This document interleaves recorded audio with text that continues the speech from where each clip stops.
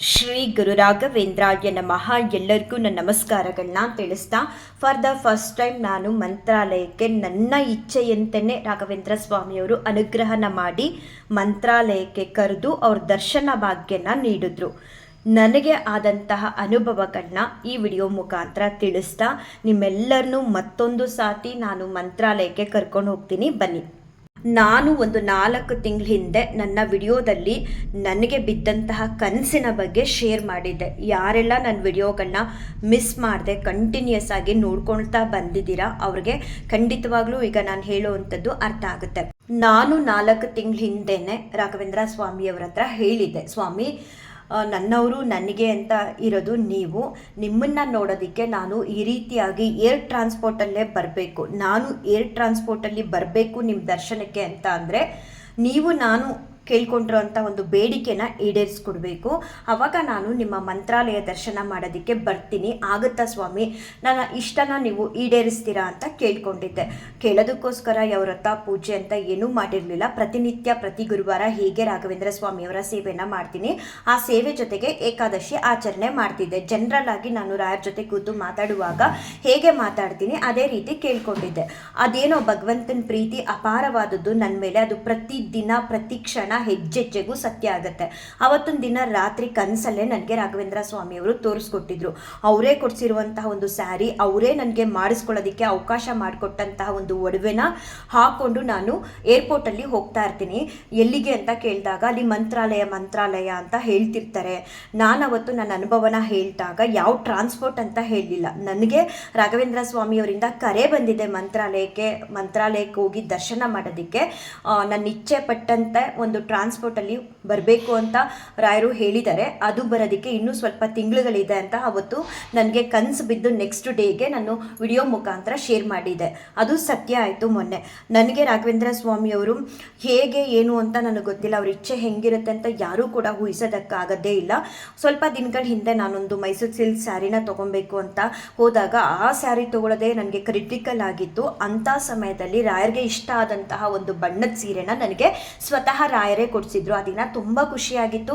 ಎಲ್ಲೂ ಕೂಡ ಆ ಸ್ಯಾರಿನ ನಾನು ವೇರ್ ಮಾಡಿದೆ, ಹಾಗೆ ಇಟ್ಟಿದ್ದೆ. ಮತ್ತು ಇತ್ತೀಚೆಗಷ್ಟೇ ನಾನೊಂದು ದೊಡ್ಡ ಅಮೌಂಟದು ಒಂದು ಒಡವೆ ಮಾಡಿಸ್ಕೊಂಡಿದ್ದೆ. ಅದಕ್ಕೆ ರಾಯರ ಸಹಾಯನ ಬೇಡಿದ್ದೆ. ನಾನು ಹೋಗ್ಬಿಟ್ಟು ನಮ್ಮೂರಲ್ಲಿರೋ ರಾಯರ ಮಠದಲ್ಲಿ ನಿಂತ್ಕೊಂಡು ಕೇಳ್ಕೊಂಡಿದ್ದೆ, ಸ್ವಾಮಿ ಈ ರೀತಿ ಮನೇಲಿ ಒಂದು ಅತ್ತೆ ಪೂಜೆ ಬರ್ತಿದ್ದೆ, ಆ ಟೈಮ್ಗೆ ಒಂದು ಒಡವೆ ಮಾಡಿಸ್ಬೇಕು ಅಂತ ಅಂದ್ಕೊಂಡಿದ್ದೀನಿ, ನಿಮ್ಮ ಸಹಾಯ ಬೇಕು, ನನಗೆ ದಾರಿ ತೋರಿಸಿ ನನಗೆ ಇದನ್ನು ಮಾಡಿಕೊಡೋದಕ್ಕೆ ಅವಕಾಶ ಮಾಡಿಕೊಡಿ ಅಂತ ಕೇಳ್ಕೊಂಡಿದ್ದೆ.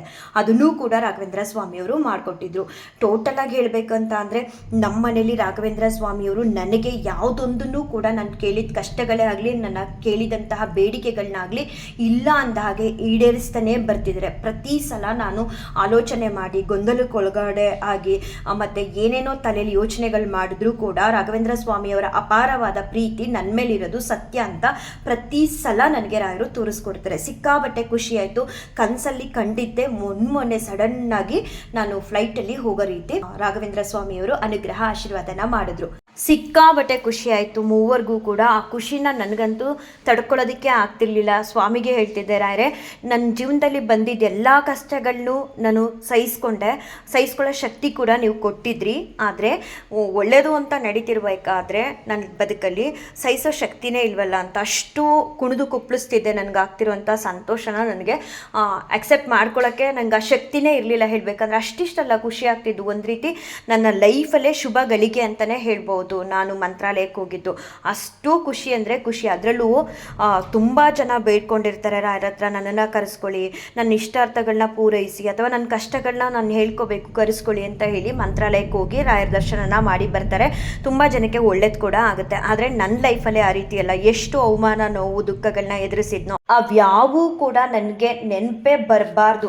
ಆ ರೀತಿ ರಾಘವೇಂದ್ರ ಸ್ವಾಮಿಯವರು ನನಗೆ ಅಪಾರವಾದ ಪ್ರೀತಿನ ಕೊಟ್ಟು, ನನ್ನೊಳಗಡೆ ಭಕ್ತಿನ ಕೊಟ್ಟು, ಅವ್ರ ಮುಂದೆ 3 ಹೊತ್ತು ಕೂರಿಸ್ಕೊಂಡು ಅವ್ರ ಸೇವೆನ ಮಾಡಿಸೋ ಅಂಥ ಒಂದು ಭಾಗ್ಯನ ಕೊಟ್ಟು, ನನ್ನೆಲ್ಲ ಕಷ್ಟ ಕಾರ್ಪಣ್ಯಗಳನ್ನ ಯಾವುದೂ ಕೂಡ ನನ್ನ ಲೈಫಲ್ಲಿ ಈ ರೀತಿಯೆಲ್ಲ ನಡೆದಿತ್ತ ಅಂತ ನಾನೇ ಒಂದು ಸಲ ಹಿಂತಿರುಗಿ ನೋಡಬೇಕು. ಅಷ್ಟರ ಮಟ್ಟಿಗೆ ನೋಡಿದಾಗ ನನಗೆ ಅದು ಯಾವುದೂ ಕೂಡ ಅಯ್ಯೋ ಇಷ್ಟೇನ ಆಗಿದ್ದು ಅನ್ನೋ ಹಾಗೆ ಫೀಲ್ ಆಗಬೇಕು. ಅಷ್ಟು ಅನುಗ್ರಹ ಆಶೀರ್ವಾದನ ಮಾಡಿ ಕಷ್ಟ ಕಾರ್ಪಣ್ಯಗಳನ್ನ ಕಳೆದು ನನಗೆ 4 ಗೋಡೆ ಮಧ್ಯೆನೇ ಇದ್ದಂತಹ ನನ್ನನ್ನು ಏನೋ ಒಂದು ಪ್ಲ್ಯಾಟ್ಫಾರ್ಮ್ ಯೂಟ್ಯೂಬಲ್ಲಿ ನಿನಗೆ ನನ್ನಿಂದ ಆಗ್ತಿರುವಂತಹ ಅನುಭವಗಳನ್ನ ತಿಳಿಸೋ ಜನರಿಗೆ ಅಂತ ಹೇಳಿ ಆ ಒಂದು ಪ್ಲ್ಯಾಟ್ಫಾರ್ಮ್ಗೂ ಕೂಡ ನನ್ನನ್ನು ಎಂಟರ್ ಮಾಡಿ, ಮತ್ತು ನನ್ನ ಇಷ್ಟಾರ್ಥಗಳನ್ನ ಯಾವುದೂ ಕೂಡ ಮಂತ್ರಾಲಯಕ್ಕೆ ಹೋದ್ವಲ್ಲ ಮೊನ್ನೆ, ಅಲ್ಲಿವರೆಗೂ ರಾಯರು ನನಗೆ ಯಾವುದನ್ನು ಕೂಡ ಕೊಟ್ಟಿಲ್ಲ ಅನ್ನೋ ಹಾಗೆ ಇಲ್ಲ, ಆ ಮಾತೇ ಬರೋ ಹಾಗಿಲ್ಲ ನನ್ನ ಬಾಯಲ್ಲಿ.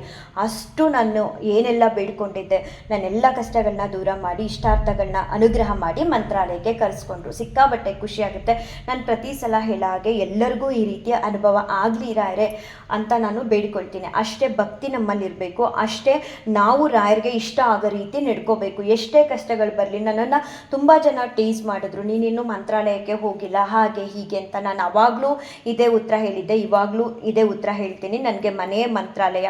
ರಾಯರಿಗೆ ಯಾವಾಗ ಯಾರಿಗೆ ಏನು ಕೊಡಬೇಕು, ಯಾರನ್ನು ಎಲ್ಲಿಡಬೇಕು, ಏನು ಮಾಡಬೇಕು ಮಾಡಬಾರ್ದು ಅಂತ ತುಂಬ ಚೆನ್ನಾಗಿ ತಿಳಿದಿರುತ್ತೆ. ನಾವು ಅವ್ರನ್ನ ಗುರುಗಳ ಸ್ಥಾನದಲ್ಲಿಟ್ಟು, ನಾವು ಅವ್ರನ್ನ ತಂದೆ ತಾಯಿ ಜಾಗದಲ್ಲಿಟ್ಟು, ನಾವು ಅವ್ರನ್ನ ದೇವ್ರ ರೀತಿ ಆರಾಧಿಸ್ತಾ ಭಕ್ತಿಯಿಂದ ಅವ್ರಿಗೆ ಸೇವೆನ ಸಲ್ಲಿಸ್ತಿರುವಾಗ ಇನ್ನೊಬ್ಬರ ಬಗ್ಗೆ ಮಾತಾಡೋಕ್ಕೆ ಹೋಗಬಾರ್ದು. ಅವ್ರಿಗೆ ಚೆನ್ನಾಗಿ ಗೊತ್ತಿರುತ್ತೆ, ಎಲ್ಲವನ್ನು ಕೊಡುವಂಥ ಸಮಯ ಬಂದಾಗ ಕೊಟ್ಟೇ ಕೊಡ್ತಾರೆ.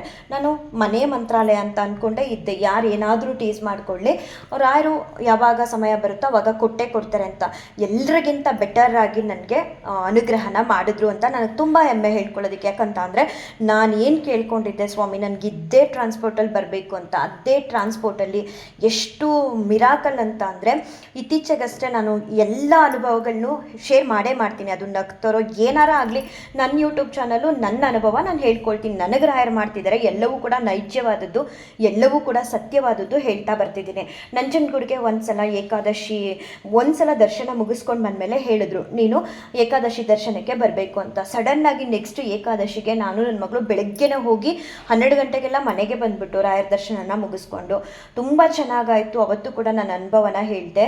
ಮಿರಾಕಲ್ ಅಂದರೆ ಏನಂದರೆ, ಮತ್ತೆ ನಾನು ಮಂಗಳವಾರ ಮಂತ್ರಾಲಯಕ್ಕೆ ಹೋದಾಗ ರಾಯರ ದರ್ಶನ ಆಗಿತ್ತು, ನೆಕ್ಸ್ಟ್ ಡೇ ಬುಧವಾರ ಏಕಾದಶಿ ಬಿದ್ದಿತ್ತು. ಎಷ್ಟು ಖುಷಿ ಆಗುತ್ತೆ ಅಂದರೆ, ಅವ್ರ ಪ್ರೀತಿ ಹೆಂಗೆ, ಅವ್ರ ಕರುಣೆ ಇರುತ್ತೆ ಅಂದರೆ, ನಾವು ಅಪ್ಪ ನನ್ನ ಜೀವನ ನಿಮ್ಮ ಕೈಲಪ್ಪ, ಇಷ್ಟೆಲ್ಲ ನೊಂದಿದ್ದೀನಿ, ಏನೋ ಒಂದು ಮಾಡು ಅಷ್ಟೇ, ನೀವು ಕೊಡದೇ ಇರಲಿ, ನನಗೆ ನಿನ್ನನ್ನು ಬಿಟ್ಟರೆ ಈ ಪ್ರಪಂಚದಲ್ಲಿ ಯಾರು ಅತಿ ಹೆಚ್ಚು ಪ್ರೀತಿ ತೋರಿಸೋವಂಥವ್ರು ಇಲ್ಲ, ನನಗೆ ಯಾರು ಕೂಡ ಬೇಕಾಗಿಲ್ಲ, ನೀನೇ ನನ್ನ ಸಕಲ ಸರ್ವಸ್ವವು ಅಂತ ಹೇಳಿ ಅವ್ರನ್ನ ನಾನು ಅಚಲವಾಗಿ, ಅವರು ನನಗೆ ಯಾರು ಏನೇ ಟೀಸ್ ಮಾಡಲಿ, ನಿಂಗೆ ವ್ಯೂಸ್ ಬರಲ್ಲ ಹಾಗೆ ಹೀಗೆ, ನನ್ನ ಅದ್ಯಾವುದು ಕೂಡ ನಾನು ಮನ್ಸಿಗೆ ಹಾಕ್ಕೊಳ್ಳಿಲ್ಲ. ಇವನ್ ನಮ್ಮ ಮನೇಲಿ ಕೂಡ ನನ್ನ ಸೇವೆ ಏನಿದೆ ಅದನ್ನು ನಾನು ಮಾಡ್ತಾ ಬಂದೆ. ಇವತ್ತು ನನಗೆ ಅವ್ರು ಕೊಟ್ಟಿರೋದು ಅಪಾರವಾದದ್ದು.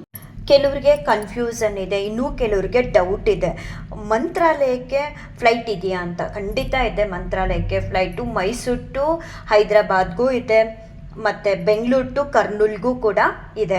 ನಾನು ಮೈಸೂರು ಟು ಹೈದರಾಬಾದ್ ಬುಕ್ ಮಾಡೋದಕ್ಕೆ ಫಸ್ಟು ನೋಡ್ದೋ, ಆವಾಗ ಹೈದರಾಬಾದಿಂದ ಮಂತ್ರಾಲಯಕ್ಕೆ 200 ಕಿಲೋಮೀಟರ್ಸ್ ಇತ್ತು, ತುಂಬ ಲಾಂಗ್ ಜರ್ನಿ ಆಗುತ್ತೆ ಅಂತ ಹೇಳಿಬಿಟ್ಟು ಅದನ್ನು ತೊಗೊಳ್ಳಿಲ್ಲ. ಬೆಂಗಳೂರು ಟು ಕರ್ನೂಲ್ಗೆ ನೋಡಿದಾಗ ಅಲ್ಲಿಗೆ ಕರ್ನೂಲ್ ಡಿಸ್ಟ್ರಿಕ್ಕಿಂದ ನಮ್ಮ ಮಂತ್ರಾಲಯಕ್ಕೆ 100 ಕಿಲೋಮೀಟರ್ಸ್ ಇತ್ತು. ಸೊ ನನ್ನ ಮಗಳೇ ಬೆಂಗಳೂರು ಟು ಕರ್ನೂಲ್ಗೆ ಫ್ಲೈಟ್ ಬುಕ್ ಮಾಡಿದ್ಲು. ಸ್ವಲ್ಪ ಬೇಗನೆ ನಾವು ಅರ್ಲಿಯಾಗಿ ಏರ್ಪೋರ್ಟ್ಗೆ ಹೋದೋ. ಫಸ್ಟ್ ಎಕ್ಸ್ಪೀರಿಯೆನ್ಸ್ ನನಗೆ, ನನ್ನ ಮಗಳಿಗೆ. ನಮ್ಮ ಮನೆಯವರು ಇದಕ್ಕೂ ಮುಂಚೆ ಲಾಸ್ಟ್ ಇಯರು ಪೂನಾಗೆ ಹೋಗಿ ಬಂದಿದ್ರು. ಸೊ ನನಗೆ ನನ್ನ ಮಗಳಿಗೆ ಫಸ್ಟ್ ಎಕ್ಸ್ಪೀರಿಯೆನ್ಸ್ ಆಗಿತ್ತು, ತುಂಬ ಚೆನ್ನಾಗಿತ್ತು. ಸ್ವಲ್ಪ ಬೇಗ ಹೋಗಿ ನಾವು ಅಲ್ಲಿ ವೆಯ್ಟ್ ಮಾಡ್ದು ಅನ್ನೋದು ಬಿಟ್ಟರೆ ಬೇರೇನೂ ಬೇಸರ ಅಂತ ಅನ್ನಿಸ್ಲಿಲ್ಲ. ಏರ್ಪೋರ್ಟಲ್ಲಿ ಒಂದು ನಾವು ಕಾಫಿ ತೊಗೊಂಡು ಕುಡಿಬೇಕು ಅಂತ ಅಂದ್ರೂ 300 ರುಪೀಸ್ ಆಗುತ್ತೆ. ಕಮ್ಮಿ ಅದಕ್ಕಿಂತ ಅಂದರೆ 209 ರುಪೀಸ್ ಕಾಫಿಗಾಗುತ್ತೆ. ದೋಸೆ ಇಡ್ಲಿ ಎಲ್ಲ ಸಿಗುತ್ತೆ, ಎಲ್ಲ 600 ರುಪೀಸ್. ಒಂದು ಸಮೋಸಾಗೆ 400 ರುಪೀಸ್ ಸಮಥಿಂಗ್ ಇರುತ್ತೆ ರೇಟಲ್ಲಿ. ಏನು ಬೇಕಾದರೂ ತೊಗೊಂಡು ತಿನ್ಬೋದು ದುಡ್ಡೊಂದಿದ್ರೆ. ಬಟ್ ನಾವು ಇಲ್ಲೆಲ್ಲ ಒಂದು 30 ರುಪೀಸ್ಗೆ ದೋಸೆ ಮತ್ತು ಒಂದು ಸಮೋಸ 10 ರುಪೀಸ್ಗೆ ತಿಂದು ಆ ಪ್ಲೇಸಲ್ಲಿ ಹೋಗ್ಬಿಟ್ಟು ಒಂದು ಸಮೋಸಗೆ 400 ರುಪೀಸ್ ಕೊಟ್ಟು ತಿನ್ನೋದಕ್ಕೆ ನಾನಂತಲ್ಲ, ನನ್ನ ಮಗಳನ್ನೇ ತೊಗೊಡೆ ಒಂದ್ಸಲ ತಿನ್ನು ಅಂತ ಅಂದ್ರೂ ಅವಳೇ ಬೇಡ ಅಂತ ಅಂದು. ಅಷ್ಟು ಎಕ್ಸ್ಪೆನ್ಸಿವ್ ಆಗಿರುತ್ತೆ ಅಲ್ಲಿ ನಾವು ಏನೇ ತೊಗೊಂಡು ತಿನ್ನಬೇಕು ಅಂತ ಅಂದ್ರೂ. ಸೊ ನಾವು ಅಲ್ಲೇನೂ ಕೂಡ ಹೆಚ್ಚಾಗಿ ಬೈ ಮಾಡೋದಕ್ಕೆ ಹೋಗಲಿಲ್ಲ. ಏನಾದರೂ ತೊಗೊಂಡು ತಿನ್ನೋದಕ್ಕೂ ಕೂಡ ನಾನು ಹೆಚ್ಚಾಗಿ ಪ್ರಿಫರೆನ್ಸ್ನ ಕೊಡಲಿಲ್ಲ. ನನ್ನ ಮಗಳು ನಮ್ಮ ಮನೆಯವರು ಇಬ್ಬರು ಕೂಡ ಬೇಡ ಅಂತ ಅಂದರು. ಅಲ್ಲೊಂದು ಕುಕ್ಕೀಸ್ ತೊಗೋತೀನಿ ಅಂತ ಅಂದ್ರೂ 50 ರುಪೀಸ್ ಆಗುತ್ತೆ ಆರ್ಡಿನರಿ ಒಂದು ಕುಕ್ಕೀಸ್ಗೆ. ಸೊ ಹೆವಿ ಕಾಸ್ಟ್ಲಿ, ಏರ್ಪೋರ್ಟೇ ಕಾಸ್ಟ್ಲಿ. ಇನ್ನು ಮತ್ತು ಅಲ್ಲಿರೋಂತಹ ಫುಡ್ ಆಗಲಿ ಥಿಂಗ್ಸ್ ಆಗಲಿ ತೊಗೊಳೋದಕ್ಕಂತೂ ಫಾರಿನ್ ಕರೆನ್ಸಿನೇ ಇಟ್ಕೊಂಡಿರಬೇಕು ಅನ್ನೋ ಒಂದು ಎಕ್ಸ್ಪೀರಿಯೆನ್ಸ್ ಆಯಿತು. ನಂತರ ಫ್ಲೈಟ್ ಜರ್ನಿ ಸಿಕ್ಕಾಬಟ್ಟೆ ಚೆನ್ನಾಗಿತ್ತು. ಫಸ್ಟ್ ಟೈಮು ನಾನು ಫೀಲ್ ಮಾಡಿದ್ದು ಸಖತ್ತಾಗಿತ್ತು. ಮೋಡಗಳ ಮೇಲೆ ಹೋಗ್ತಾ ಇರ್ತೀವಿ. ಈ ಮೋಡಗಳಂತೂ ನಾವು ಮನೇಲಿ ಒಂಚೂರು ಬೂದಿನೋ ಅಥವಾ ಏನಾದರೂ ಹಿಂಗೆ ಎರ್ಚಿದಾಗ ಹೇಗೆ ಹೋಗುತ್ತೆ ಹಾಗೆ ಹೋಗ್ತಾ ಇರುತ್ತೆ. ನಾವು ಮೋಡದಿಂದ ಮೇಲೆ ನಮ್ಗೆ ಏನು ಮೋಡ ಕಾಣಿಸುತ್ತೆ ಅದ್ರ ಮೇಲೆ ಜರ್ನಿ ಮಾಡ್ತಿದ್ದೀವಿ ಅನ್ನೋ ಫೀಲ್ ಆಗುತ್ತೆ. ಹಾಗೆ ಹೋಗ್ತಿರುತ್ತೆ. ಇನ್ನು ನಾವು ನೋಡಿದಾಗ ಫ್ಲೈಟ್ನ ಎಷ್ಟು ಸ್ಪೀಡಾಗಿ ಹೋಗ್ತಿದೆಯಪ್ಪ ಅಂತ ಅಂದ್ಕೊಳ್ತೀವಿ, ಅಷ್ಟೇ ಸ್ಪೀಡಾಗಿ ಹೋಗುತ್ತೆ. ಇವಾಗ ನಾವು Bengaluru to Kurnool airport 400 kilometres ಏನೋ ಬರುತ್ತೆ. 35 ಮಿನಿಟ್ಸ್ಗೆಲ್ಲ ಹೋಗಿ ರೀಚ್ ಆದೋ. ಬಟ್ ನಾವು ಅಲ್ಲಿ ಕೂತಾಗ ಫ್ಲೈಟಲ್ಲಿ ಹೇಗಿರುತ್ತೆ ಅಂತ ಅಂದರೆ ಈ ಬಸ್ಗಿಂತನೂ ಸ್ಲೋ ಆಗಿ ಹೋಗ್ತಿದ್ದೀವಿ ಅನ್ನೋ ಫೀಲ್ ಆಗುತ್ತೆ. ಇನ್ನು ಏರ್ಪೋರ್ಟಲ್ಲಿ ಅದು ಟೇಕ್ ಆಫ್ ತಗೊಳ್ಳುವಾಗ ಸ್ವಲ್ಪ ಕೆಲವ್ರು ಭಯ ಪಡೋ ಅಂಥವ್ರು ಇದ್ದರೆ ಜರ್ನಿ ಎಲ್ಲ ಭಯ ಪಡೋ ಹಾಗೆ ಆಗುತ್ತೆ. ಮತ್ತು ಅದು ಲ್ಯಾಂಡ್ ಆಗೋ ಟೈಮಲ್ಲೂ ಕೂಡ ಅಷ್ಟೇ ಸ್ವಲ್ಪ ಭಯ ಆಗುತ್ತೆ. ನಾನು ಕೂಡ ಭಯ ಪಟ್ಟೆ. ಅದನ್ನು ಬಿಟ್ಟರೆ ಸಿಕ್ಕಾಬಟ್ಟೆ ಅಂದರೆ ಸಿಕ್ಕಾಬಟ್ಟೆ ಚೆನ್ನಾಗಿತ್ತು ಫ್ಲೈಟ್ ಜರ್ನಿ. ಮತ್ತು ನಾವು ಕರ್ನೂಲ್ಗೆ 40 ಮಿನಿಟ್ಸಲ್ಲೆಲ್ಲ ಹೋಗಿ ರೀಚ್ ಆದ್ವಿ. ಅಲ್ಲಿ ಬಸ್ ಇತ್ತು, ಆ ಬಸ್ನ ಹತ್ಕೊಂಡು ಕರ್ನೂಲ್ ಸಿಟಿಗೆ ಹೋದ್ವಿ. ಅಲ್ಲಿಂದ ಮಂತ್ರಾಲಯಕ್ಕೆ ರೀಚ್ ಆದ್ವಿ. ನನಗೆ ಮಂತ್ರಾಲಯಕ್ಕೆ ರೀಚ್ ಆಗೋ ಅಷ್ಟರೊಳಗಡೆ ಏನೆಲ್ಲ ಅನ್ನಿಸ್ತಿತ್ತು ಅಂತ ಅಂದರೆ, ಸ್ವಾಮಿ ನಾಳೆ ಏಕಾದಶಿ ಇದೆ, ನಾನು ಬಂದು ನಿಮ್ಮ ದರ್ಶನನ ಮಾಡ್ತೀನ, ನನಗೆ ಮಂತ್ರಾಕ್ಷತೆ ಸಿಗುತ್ತಾ, ನನಗೆ ಪರಿಮಳ ಪ್ರಸಾದ ಸಿಗುತ್ತಾ, ಏನೇನೋ ಒಂಥರ ತಲೆಯಲ್ಲಿ ಓಡ್ತಾನೆ ಇತ್ತು. ಅದಾದ ಮೇಲೆ ನಾವು ಮಂತ್ರಾಲಯಕ್ಕೆ ಹೋಗಿ ನಮ್ಮ ಸಿಸ್ಟರ್ ಒಬ್ಬರು ಇದ್ದಾರೆ, ನಾನು ಹೇಳಿದ್ದೆ ಮುಂಚೆನೇ ಹಿಂಗೆ ನಮ್ಮ ಮನೆಗೆ ರಾಯರ್ದು ಮತ್ತು ಗಣಪತಿ ಫೋಟೋನ ಕಳಿಸ್ಕೊಟ್ರು. ಜ್ಯೋತಿ ಅಕ್ಕ ಅಂತ ಹೇಳಿ, ಮಧುರ್ ಜ್ಯೋತಿ ಅಂತ ನೀವು ಇನ್ಸ್ಟಾಗ್ರಾಮಲ್ಲಿ ನೋಡಿರ್ತೀರ ಅವ್ರದ್ದು ಎಲ್ಲ ರೀಲ್ಸ್ಕೊಂಡು. ಆ ಅಕ್ಕಂಗೆ ಮಾತ್ರ ನಾನು ಹೇಳಿದ್ದೆ ಈ ರೀತಿ ಫ್ಲೈಟಲ್ಲಿ ಹೋಗ್ತಾ ಇದ್ದೀವಿ ಅಂತ ಹೇಳಿಬಿಟ್ಟು. ಆಗ ಅವರು ನಮಗೆ ಬೇಗನೆ ರೂಮ್ ಬುಕ್ ಮಾಡಿಕೊಟ್ಟಿದ್ರು. ಅವ್ರಿಗೆ ಗೊತ್ತಿರೋ ಅಂಥವ್ರನ್ನ ಕಾಂಟ್ಯಾಕ್ಟ್ ಮಾಡಿ AC ರೂಮ್ನೇ ಬುಕ್ ಮಾಡಿಕೊಟ್ಟಿದ್ರು. ಆ ರೂಮು ಮಂತ್ರಾಲಯ ಅಂದರೆ ರಾಯರ ಮಠಕ್ಕೆ ಸಿಕ್ಕಾಬಟ್ಟೆ ಹತ್ತಿರದಲ್ಲಿತ್ತು. ಅಲ್ಲೋಗಿ ಫ್ರೆಶ್ ಅಪ್ ಆದ್ವಿ. ನನಗೆ ಈ ಜ್ಯೋತಿ ಅಕ್ಕ ಅಂತ ಅನ್ನೋರು ನಾನು ಮಂತ್ರಾಲಯಕ್ಕೆ ಹೋಗ್ತಿದ್ದೀನಿ ಅಂತ ಹೇಳಿದಾಗ ನನಗೊಂದು ಮಾತು ಹೇಳಿದರು ಅವರು, ನೋಡವ ನೀನು ಮಂತ್ರಾಲಯಕ್ಕೆ ಹೋದಾಗ ನಿನಗೆ ಸುಬೇದೇಂದ್ರ ತೀರ್ಥರು ಸಿಕ್ಕಿ ಅವ್ರ ಕೈಯಿಂದ ನೀನು ಒಂದು ಅಕ್ಷತೆನೋ ಅಥವಾ ಒಂದು ವಸ್ತ್ರನೋ ರೆಡ್ ಕಲರ್ದು ಅಥವಾ ಏನೋ ಅವ್ರ ಕೈಯಿಂದ ಒಂದು ಕಲ್ಸಕ್ರೆನೋ ನೀನು ಇಸ್ಕೊಂಡ್ರೆ ನೀನೇ ಪುಣ್ಯವಂತೆ ಕಣವ ಅಂತ ಹೇಳಿದರು. ಸರಿ, ನಾನು ಅವ್ರು ಹೇಳಿದ ಮಾತನ್ನು ಕೇಳಿಸ್ಕೊಂಡು ದಿನನೇ ರಾಘವೇಂದ್ರ ಸ್ವಾಮಿ ಅವ್ರಿಗೆ ಹೇಳಿದೆ, ಸ್ವಾಮಿ ಈ ಥರ ಹೇಳಿದ್ದಾರೆ ಅವಕ್ಕ, ನಾನೇನು ಸೆಲೆಬ್ರಿಟಿನ ಸ್ವಾಮಿ ಅವರು ನನ್ನನ್ನು ಕರೆದು ಸನ್ಮಾನ ಮಾಡೋಕ್ಕೆ ಅಥವಾ ಒಂದು ಅವರು ನನ್ನನ್ನು ಗುರುತಿಸಿ ಏನೋ ಒಂದು ನನಗೆ ವಸ್ತ್ರನೋ ಏನೋ ಒಂದು ಕೊಡೋದಕ್ಕೆ ನಾನು ಆರ್ಡಿನರಿ ಪರ್ಸನ್ನು ಸ್ವಾಮಿ, ಇದೆಲ್ಲ ಸಾಧ್ಯ ಆಗುತ್ತಾ? ನನಗೆ ಏನು ಯೋಗ್ಯತೆ ಇದೆ ಆ ರೀತಿ ನೀವು ದರ್ಶನ ಕೊಟ್ಟು ಕಳಿಸ್ತೀರಾ ಸ್ವಾಮಿ ಅಂತ ಹೇಳಿಬಿಟ್ಟು ಸುಮ್ಮನಾದೆ. ಆದರೂ ನನಗೆ ಆಸೆ ಇದೆ ಸ್ವಾಮಿ, ಸುಬೇದೇಂದ್ರ ತೀರ್ಥರನ್ನ ನೋಡೋದಕ್ಕೆ ಯಾರಿಗೆ ತಾನೇ ಆಸೆ ಇಲ್ಲ? ಅವ್ರ ಕೈಯಿಂದ ಒಂದು ಚೂರು ಅಕ್ಷತೆನೋ ಅಥವಾ ಏನೋ ಒಂದು ಕಲ್ಸಕ್ರೇನೋ ಇಸ್ಕೊಂಡ್ರೆ ಎಷ್ಟು ಖುಷಿ ಅಲ್ವಾ ಸ್ವಾಮಿ ಅಂತ ಹೇಳಿ ಸುಮ್ಮನಾದೆ. ರಾಯರ ಹತ್ರ ನಾನು ಮಂತ್ರಾಲಯಕ್ಕೆ ಹೋಗೋ ಹಿಂದಿನ ದಿನ ಕೇಳಿದ್ದೆ, ನೋಡಪ್ಪ ಸ್ವಾಮಿ ನನ್ನ ಫ್ರೆಂಡ್ ಅಂದರು ಯೂಟ್ಯೂಬಲ್ಲೆಲ್ಲ ನೋಡ್ಕೊ ಎಲ್ಲಿ ಹೋಗಬೇಕು ಏನು ಅಂತ. ನಾನು ಏನೂ ನೋಡ್ಕೊಳ್ಳಲ್ಲ ರೂಪ, ಹೇಗೆ ರಾಯರ್ ಕರೆಸ್ಕೊತಾರೋ ಕರೆಸ್ಕೊಳ್ಳಿ, ಅದು ಏನೇ ಎಕ್ಸ್ಪೀರಿಯೆನ್ಸ್ ಗುಡ್ ಆರ್ ಬ್ಯಾಡ್ ಅದು ರಾಯರ್ಗೆ ಸೇರಿದ್ದು ಅಂತ ಹೇಳಿ ಎಲ್ಲೂ ಯಾವುದನ್ನು ಕೂಡ ಸರ್ಚ್ ಮಾಡಲಿಲ್ಲ. ರಾಯರ್ ಕರೆಸ್ತಿದ್ರೆ ನಾವು ಹೋಗ್ತಿದ್ದೀವಿ. ಪ್ರತಿ ಕ್ಷಣ ಸ್ವಾಮಿ ನೀವು ನಮ್ಮ ಜೊತೆ ಇರಬೇಕು, ಹೂ ಎತ್ತದಂಗೆ ಕೆಲಸ ಆಗುತ್ತೆ ಅಂತ ಹೇಳ್ತಾರಲ್ಲ, ಆ ರೀತಿ ನಮ್ಮ ಮನೇಲಿ ಎಷ್ಟೇ ಟೆನ್ಷನ್ ತೊಗೊಳ್ಳಿ ಯಾವುದೇ ವಿಚಾರಕ್ಕೆ ರಾಯರು ಹಾಗೆ ಮಾಡಿಕೊಡೋದು. ಸುಮ್ಮನೆ ಟೆನ್ಷನ್ ತೊಗೊಂಡಿರ್ತೀವಿ. ಹಾಗಾಗಿ ನಾನು ರಾಯರ್ಗೆ ಹೇಳಿದೆ, ನಮ್ಮನ್ನು ಈಸಿಯಾಗಿ ಕರ್ಕೊಂಡೋಗಿ ಕರ್ಕೊಂಡು ಬರೋ ಜವಾಬ್ದಾರಿ ನಿಮ್ಮದು, ಎಲ್ಲ ಕಡೆ ಒಳ್ಳೇದಾಗಬೇಕು, ನಿಮ್ಮ ದರ್ಶನ ಕೂಡ ಈಸಿಯಾಗಿ ಆಗಬೇಕು ಅಂತ ಕೇಳ್ಕೊಂಡಿದ್ದೆ. ಫಸ್ಟು ಟೈಮು ಜನರಲ್ ದರ್ಶನ ಮಾಡಿದೆ. ಅದಾದಮೇಲೆ ಒಂಥರ ಖುಷಿ, ರಾಯರನ್ನ ನೋಡೋದಕ್ಕೆ ಎಷ್ಟು ಖುಷಿ ಆಗ್ತಿತ್ತು ಅಂದರೆ, ದರ್ಶನ ಮುಗಿಸ್ಕೊಂಡು ವಾಪಸ್ ಬಂದ ತಕ್ಷಣವೇ ನಮ್ಮ ಮನೆಯವ್ರನ್ನ ನನ್ನ ಮಗಳನ್ನ ಕೂರಿಸ್ಬಿಟ್ಟು ಮತ್ತೆ ಇನ್ನೊಂದು ಸಲ ಹಿಂದೆಯಿಂದ ಹೋದೆ. ಸಾಕಾಗಲಿಲ್ಲ, ರಾಯರನ್ನ ನೋಡ್ದಂಗೆ ಅಂತಲೇ ಅನ್ನಿಸ್ಲಿಲ್ಲ. ಆಗ ಶುರುವಾಗಿದ್ದು ನನಗೆ VIP ಲೈನಲ್ಲಿ ನಿಂತು ದರ್ಶನನ ಮಾಡೋದಕ್ಕೆ. 5 ಸಲ ನಾವು ಹೋದಾಗ, ಪ್ರತಿ ಸಲ ಹೋದಾಗಲೂ ನನಗೆ VIP ಲೈನ್ ಬರುತ್ತಲ್ಲ, ಸೆಕೆಂಡ್ ಲೈನಲ್ಲೇ ನಿಂತು ರಾಯರ ದರ್ಶನನ ಮಾಡಿದೆ. ಸೊ ಈ ಜ್ಯೋತಿ ಅಕ್ಕ ಹೇಳಿದ್ರಲ್ಲ, ಫಸ್ಟ್ ಟೈಮ್ ಹೋದೆ ಜನರಲ್ ದರ್ಶನ, ಆಮೇಲೆ ಸೆಕೆಂಡ್ ಟೈಮ್ ಏನದು VIP ಲೈನ್ ದರ್ಶನ ಮಾಡಿಕೊಂಡೆ. ಅದಾದಮೇಲೆ ತುಂಬ ಹೊಟ್ಟೆ ಹಸ್ತಿತ್ತು, ಜರ್ನಿ ಎಲ್ಲ ಮಾಡಿದ್ವಲ್ವ, ಏನಾದರೂ ತಿನ್ಕೊಂಡು ಬರೋಣ ಅಂತ ಹೇಳಿ ಅಲ್ಲೇ ಔಟಿಂಗ್ ಅಂತ ಹೋಗಿ ತಿನ್ಕೊಂಡೆಲ್ಲ ಬರ್ತಾ ಇರಬೇಕಾದ್ರೆ ನಾನು ನನ್ನ ಮಗಳಿಗೆ ಹೇಳಿದೆ, ಇದು 3ನೇ ಸಲ ರಾಯರ ದರ್ಶನಕ್ಕೆ ಹೋಗ್ತಾ ಇದ್ದೀನಿ. ರಾಯರ ದರ್ಶನಕ್ಕೆ ಹೋಗುವಾಗ ನನ್ನ ಮನಸ್ಸಲ್ಲಿ ಒಂದು ಆಸೆ ಇದೇನಿದೆ, ಅದೇ ಜ್ಯೋತಿ ಅಕ್ಕ ಹೇಳಿದ್ದು, ಸುಬುಧೇಂದ್ರ ತೀರ್ಥರು ಸಿಗ್ತಾರೋ ಇಲ್ವೋ, ಅಯ್ಯೋ ಬುಡಿ ಸ್ವಾಮಿ ಆಯಿತು ನನ್ನ ಮನಸ್ಸೊಳಗಡೆನೇ ಇರಲಿ ಅಂದ್ಬಿಟ್ಟು ಹಾಗೆ ನನ್ನ ಮನಸ್ಸಲ್ಲೇ ಇನ್ನು ಮುಂದೆ ಕಂಟಿನ್ಯೂ ಮಾಡಲೇ ಇಲ್ಲ. ರಾಯರ ದರ್ಶನಕ್ಕೆ ಹೋದ್ವಿ 3ನೇ ಸಲ. ಯಾರನ್ನ ಆಚೆ ಬೇಗ ನೋಡಿ ಹೋಗಿ ಅಂತಿದ್ರು ನನಗೆ ಗೊತ್ತಿಲ್ಲ. ಆದರೆ ನನ್ನನ್ನು ಮಾತ್ರ ನಾನು ಎಷ್ಟೊತ್ತು ನಿಂತ್ಕೊಳ್ತಿದ್ದೆ ಅಷ್ಟೊತ್ತು ನಿಲ್ಲಕ್ಕೆ ಬಿಡ್ತಿದ್ರು. ಅದು ಏನು ಆಶ್ಚರ್ಯ, ಪರಮ ಆಶ್ಚರ್ಯ. ನನ್ನ ಜೊತೆ ನನ್ನ ಮಗಳು, ನಮ್ಮ ಮನೆಯವರಿದ್ರು ಹೊಟ್ಟೋಗಿರೋರು, ನಾನು ಮಾತ್ರ ನನಗೆ ಎಷ್ಟೊತ್ತು ಬೇಕೋ ಅಲ್ಲಿ ನಿಂತಿದ್ದು ರಾಯರನ್ನ ನೋಡಿಬಿಟ್ಟು ಗುರುಸ್ತೋತ್ರನ ಹೇಳ್ಕೊಂಡೇ ಬರ್ತಿದ್ದೆ. 3ನೇ ಸಲ ಹೋದಾಗ ಎಂಥ ಮಿರಾಕಲ್ಸ್ ಅಂತ ಅಂದರೆ, ಲೆಂತಿ ವಿಡಿಯೋ ಆಗುತ್ತೆ ಆದರೂ ಪರವಾಗಿಲ್ಲ, ನನಗಾಗಿರೋ ಪ್ರತಿಯೊಂದು ಅನುಭವನೂ ನಾನು ಶೇರ್ ಮಾಡಲೇಬೇಕು, ಮಾಡ್ತಾ ಇದ್ದೀನಿ. ಏನಂತ ಅಂದರೆ, 3ನೇ ಸಲ ಹೋದಾಗ ನಾವು ಅಲ್ಲಿಗೆ ಹೋಗೋವರೆಗೂ ರೈಟ್ ಟು ಲೆಫ್ಟ್ ಸೈಡಲ್ಲಿ ಅರ್ಚಕರು ನಿಂತಿರ್ತಾರೆ, ಅಥವಾ ಸೇವೆ ಮಾಡೋವಂಥವ್ರು ನಿಂತಿರ್ತಾರೆ. ಅರ್ಚಕರು ನಿಂತಿದ್ರು, ತುಂಬ ವಯಸ್ಸಾದವರು ಅಲ್ಲ, ತುಂಬ ಚಿಕ್ಕವರು ಅಲ್ಲ, ಮಿಡಲ್ ಏಜ್ ಅವರು. ಸೊ ನಾನು ಅಲ್ಲಿ ಹೋದ ತಕ್ಷಣ ನಮ್ಮ ಮನೆಯವ್ರು ಮುಂಚೆ ದರ್ಶನ ಮಾಡ್ಕೊಂಡು ಹೋಗಿದ್ದಾರೆ, ಅವ್ರಿಗೇನೂ ಅನ್ನಲಿಲ್ಲ. 2 ಮಾವಿನ ಹಣ್ಣನ್ನು ಕೈಯಲ್ಲಿ ಹಿಡ್ಕೊಂಡು ಇದನ್ನು ಯಾರಿಗೆ ಕೊಡೋದು, ಏನು ಮಾಡೋದು, ಇದನ್ನು ಯಾರಿಗೆ ಕೊಡೋದು, ಏನು ಮಾಡೋದು ಅಂತ ಹೇಳ್ತಾಯಿದ್ರು. ಈಗ ನಾವು ಸುಬುಧೇಂದ್ರ ತೀರ್ಥರ ಮುಂದೆ ಹೋದಾಗಲೂ ಕೈನೇ ತಾನೇ ನೀಡೋದು, ಕೈ ನೀಡಿ ಏನಾದರೂ ಕೊಡಿ ಅಂತ ಕೇಳ್ತೀವಲ್ಲ. ಸೊ ನನಗೆ ಅವರು ಯಾರು ಕೊಡೋದು, ಏನು ಮಾಡೋದು ಅಂತಿರಬೇಕಾದಾಗ ಒಂದು ಕ್ಷಣ ಏನು ಮಾಡಬೇಕು ಅಂತ ಗೊತ್ತಿಲ್ಲ, ಕೇಳಿಬಿಟ್ಟೆ, ನನಗೆ ಕೊಡಿ ಮಾವಿನ ಹಣ್ಣು ಅಂತ ಹೇಳಿಬಿಟ್ಟು. ಕೊಡ್ತಾರಾ, ನಾವು ಕೇಳಿದ ತಕ್ಷಣ ಕೊಟ್ಬಿಟ್ರೆ ಇನ್ನೇನಕ್ಕೆ ಕೊಡ್ತಾರಾ, ಕೊಡಲ್ಲ ಅಂದ್ಕೊಂಡೆ. ನನ್ನ ಮಗಳು ಜೊತೆಲೇ ನಿಂತಿದ್ದವಳು ಹೇಳಿದ್ಲು, ಅದು ನಮಗೆ ಕೊಡೋದಕ್ಕಲ್ಲ ಇರೋದು ಅಂತ. ಸರಿ ಪರವಾಗಿಲ್ಲ ಬಿಡಿ ಅಂದ್ಬಿಟ್ಟು ರಾಯರನ್ನ ನೋಡ್ತಾ ಇದ್ನಾ, ನಂಬಕ್ಕೆ ಅಸಾಧ್ಯ. ಅವರು ಆ ಮಾವಿನ ಹಣ್ಣನ್ನು ನನಗೆ ಕೊಟ್ಟರು, ಒಂದೇ ಒಂದು ಕೊಟ್ಟರು, 2 ಇತ್ತು, ಒಂದೇ ಒಂದು ಕೊಟ್ಟರು. ಪಕ್ಕ ನನ್ನ ಮಗಳು ನಿಂತಿದ್ಲು, ಅವಳಿಗೇನು ಸಿಗಲಿಲ್ಲ, ಒಂದೇ ಒಂದು ಕೊಟ್ಟರು. ಇಸ್ಕೊಂಡು ಎಷ್ಟು ಖುಷಿ ಆಯಿತು ಅಂದರೆ, ಅಲ್ಲಿ ಫೋಟೋ ತೆಗಿಯೋ ಹಾಗಿಲ್ಲ ರಾಯರ ಹತ್ರ, ಅದು ನಿಮ್ಮೆಲ್ಲರಿಗೂ ಗೊತ್ತು, ಮಂತ್ರಾಲಯಕ್ಕೆ ಹೋದವ್ರಿಗೆ ಸಾಮಾನ್ಯ ಗೊತ್ತೇ ಇರುತ್ತೆ. ಹೊರಗಡೆ ಬಂದ ತಕ್ಷಣ ಒಂದು ಪಿಕ್ ತೊಗೊಂಡು ಅಷ್ಟಿಷ್ಟು ಖುಷಿಯಲ್ಲ ನನಗೆ. ಇನ್ನೂ ಮುಂದೆ ಆಗಿರುವಂಥ ಅನುಭವ ಹೇಳ್ತೀನಿ. ಇಲ್ಲಿ ಆ್ಯಕ್ಚುಲಾಗಿ ರಾಯರ ಇಚ್ಛೆ ಏನಿತ್ತು ಅನ್ನೋದು ನಿಮಗೆಲ್ಲರಿಗೂ ಅರ್ಥ ಆಗುತ್ತೆ. ನಾನು ರಾಯರನ್ನ 3ನೇ ಬಾರಿ ದರ್ಶನ ಮಾಡಿದೆ. ರಥೋತ್ಸವ ಶುರುವಾಯಿತು, ಒಂದು ಕಡೆ ಕೂತ್ಕೊಂಡು ರಥೋತ್ಸವ ನೋಡ್ತಿದ್ವಿ. ಮಂತ್ರಾಲಯ ವಾಣಿ ಅಂತ ಇದೆಯಲ್ಲ, ನನಗೆ ಯಾವಾಗ ಮನಸ್ಸಾಗುತ್ತೋ ಆವಾಗ ಲೈವಲ್ಲಿ ಹೋಗ್ಬಿಟ್ಟು ರಾಯರ ರಥೋತ್ಸವನ ನೋಡ್ತಾನೆ ಇರ್ತೀನಿ. ಅನ್ಲಿಮಿಟೆಡ್ ನೋಡಬೇಕು ಅಂದಾಗೆಲ್ಲ ನೋಡ್ತಾ ಬರ್ತಿದ್ದೆ, ಇಷ್ಟು ದಿನ ನೋಡ್ತಿರ್ತೀನಿ ಯಾವಾಗ್ಲೂ. ಸೊ ನನಗೆ ಅಲ್ಲಿ ರಥೋತ್ಸವದ ಕೊನೆಯಲ್ಲಿ ಸುಬುಧೇಂದ್ರ ತೀರ್ಥರು ಬರ್ತಾರೆ, ಆರತಿ ಮಾಡ್ತಾರೆ, ಅಲ್ಲಿರೋರಿಗೆಲ್ಲ ಮಂತ್ರಾಕ್ಷತೆ ಕೊಡ್ತಾರೆ ಅನ್ನೋದು ತುಂಬ ಚೆನ್ನಾಗಿ ತಲೆಯಲ್ಲಿ ಕೂತಿತ್ತು. ನಾನು ರಥೋತ್ಸವ 3ನೇದಾಯಿತು. ಆಗ ಎಲ್ಲಿ ಬರ್ತಾರೆ, ಈ ಪ್ರಾಂಗಣ ಇಷ್ಟು ದೊಡ್ಡದಾಗಿದೆ, ಅಲ್ಲಿ ಯಾವ ಸ್ಪಾಟ್ ಅಂತ ನಾನು ನೋಡ್ಕೊಳ್ಳಿಲ್ವಲ್ಲ, ಏನು ಮಾಡೋದು ಅಂತ ಹೇಳಿಬಿಟ್ಟು ರಾಯರ ದರ್ಶನಕ್ಕೆ ಅಂತ ಎಂಟ್ರೆನ್ಸ್ಗೆ ಬಿಡೋದಕ್ಕೆ ಅಂತ ನಿಂತಿರ್ತಾರಲ್ಲ, ಅವ್ರನ್ನ ಹೋಗಿ ಕೇಳಿದೆ. ಅವರು ಕೂಡ ಅರ್ಚಕರೇ. ಸ್ವಾಮಿ ಎಲ್ಲಿ ಈಗ ಸುಬುಧೇಂದ್ರ ತೀರ್ಥರು ಬಂದು ಆರತಿ ಮಾಡೋದು ಬರ್ತಾರಲ್ಲ ಅಂತ ಕೇಳಿದೆ. ಅವರಂದ್ರು, ನೆನ್ನೆ ನಾನು ಬಂದಿರಲಿಲ್ಲ, ನನಗೆ ಗೊತ್ತಿಲ್ಲ ಅಂದರು. ಅಲ್ಲ ಸ್ವಾಮಿ, ನೆನ್ನೆ ಬಂದಿಲ್ಲದೆ ಇರ್ಬೋದು, ಇಷ್ಟು ದಿನ ಇದ್ರಲ್ಲ, ಅದನ್ನಾದರೂ ನೆನ್ಪು ಮಾಡ್ಕೊಂಡು ಹೇಳ್ತೀರಾ ಅಂದೆ. ಆಗ ಅವರು ಸಡನ್ನಾಗಿ ಹೇಳಿದ್ರು, ನೋಡಮ್ಮ ಆರತಿ ಹೋಗೋದೆ ಈ ಕಡೆ ಬಾಗಿಲಿಂದ, ಸೊ ನೀವಿಲ್ಲಿ ಹೋಗಿ ಅಂತ.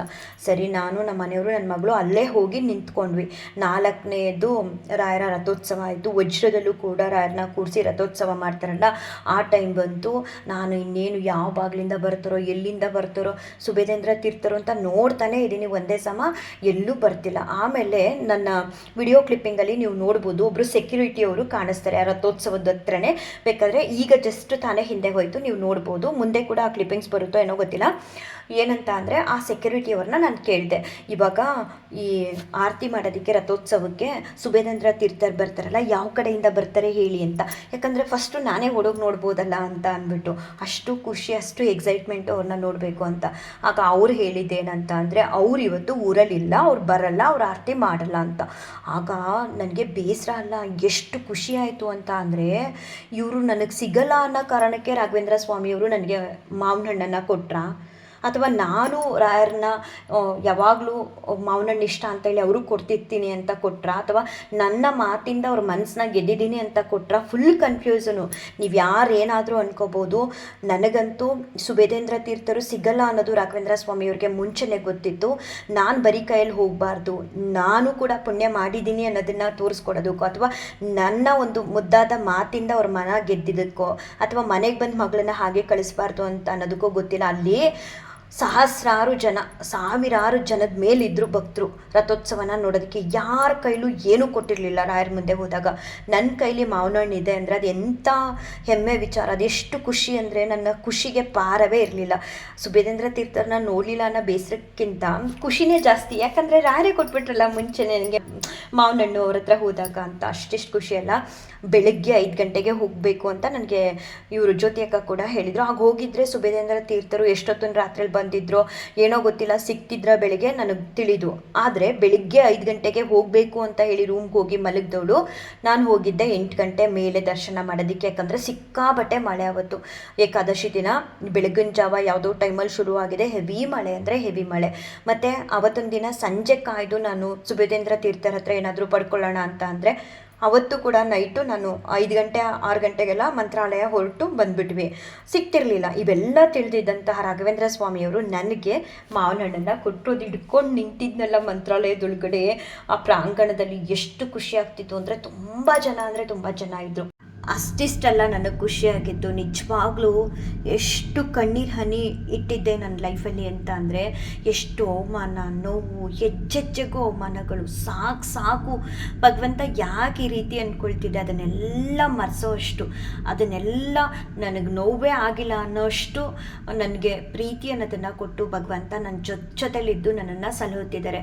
ಬರೀ ಯಾವುದೋ ಒಂದು ನನ್ನ ಕಷ್ಟ ಅಥವಾ ನನ್ನ ಇಷ್ಟನ ಮಾತ್ರ ನನಗೆ ಈಡೇರಿಸ್ತಿಲ್ಲ, ಪ್ರತಿಯೊಂದನ್ನು ಕೂಡ ನನ್ನ ಬೇಕು ಬೇಡಗಳನ್ನ ಈಡೇರಿಸ್ತಾ ನನ್ನ ಜೊತೆಗಿದ್ದಾರಲ್ಲ, ಅದು ನನಗೆ ತುಂಬ ಖುಷಿ. ಮತ್ತು ನಾನು ಮಂತ್ರಾಲಯಕ್ಕೆ ಹೋಗಿ ರಾಘವೇಂದ್ರ ಸ್ವಾಮಿಯವ್ರನ್ನ ನೋಡಿದ್ನಲ್ಲ, ಆ ದಿನವೇ ನನ್ನ ಬದುಕಲ್ಲಿ ಶುಭ ದಿನ, ಶುಭ ಗಳಿಗೆ, ಶುಭ ಮುಹೂರ್ತ, ಏನು ಬೇಕಾದರೂ ಅನ್ಕೋಬೋದು. ಇನ್ನು ಮುಂದೆ ಎಷ್ಟೇ ಒಳ್ಳೆ ದಿನಗಳು ಬರಲಿ, ನನಗೆ ಈ ಶುಭಗಳಿಗೆ, ಶುಭ ಮುಹೂರ್ತ, ಈ ಶುಭ ದಿನ ಅನ್ನೋದೇ ನಾನು ಮಂತ್ರಾಲಯಕ್ಕೆ ಹೋಗಿ ಮಂಗಳವಾರ ಸಂಜೆ ರಾಘವೇಂದ್ರ ಸ್ವಾಮಿಯವ್ರನ್ನ ದರ್ಶನ ಮಾಡಿದ್ನಲ್ಲ, ಅದು ನನ್ನ ಬದುಕಲ್ಲಿ ಶುಭಗಳಿಗೆ, ಶುಭ ದಿನ, ಶುಭ ಮುಹೂರ್ತ, ಏನು ಬೇಕಾದರೂ ಹೇಳ್ಬೋದು. ಹಿಂದೆ ಎಷ್ಟೇ ಏನೇ ಆಗಿರಲಿ ಅದು ನನಗೆ ಬೇಡ, ಮುಂದೆ ಏನಾರ ಆಗಲಿ ಅದು ಕೂಡ ನನಗೆ ಬೇಡ. ಮಂಗಳವಾರ ಹೋಗಿ ನಾನು ರಾಯರನ್ನ ನೋಡಿದ್ನಲ್ಲ, ಅದು ನನಗೆ ತುಂಬ ಇಂಪಾರ್ಟೆಂಟ್ ಬದುಕಲ್ಲಿ. ಸಿಕ್ಕಾಬಟ್ಟೆ ಖುಷಿ ಆಯಿತು. ನೆಕ್ಸ್ಟ್ ಡೇ ಏಕಾದಶಿ ಇತ್ತು, ಮಳೆ ಇತ್ತು. ನಮ್ಮ ಮಂತ್ರಾಲಯದಲ್ಲಿ ಒಂದು ರೀತಿ ತಂಪಾದ ವಾತಾವರಣ ಇತ್ತು.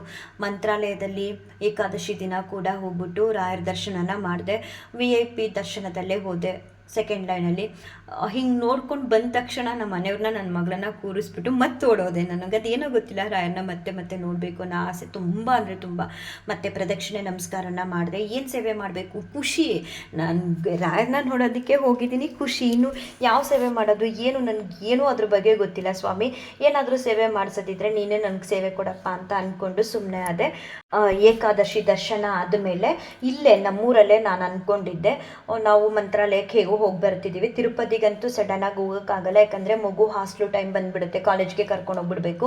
ಅಟ್ಲೀಸ್ಟ್ ಅಷ್ಟರೊಳಗಡೆ ಒಂಟಿಕೊಪ್ಪಲಲ್ಲಿ ಹೋಗ್ಬಿಟ್ಟು ವೆಂಕಟೇಶ್ವರ ಸ್ವಾಮಿ ದರ್ಶನನ ಮಾಡಿಬರೋಣ ಅಂತ ಅಂದ್ಕೊಳ್ತಿದ್ದೆ.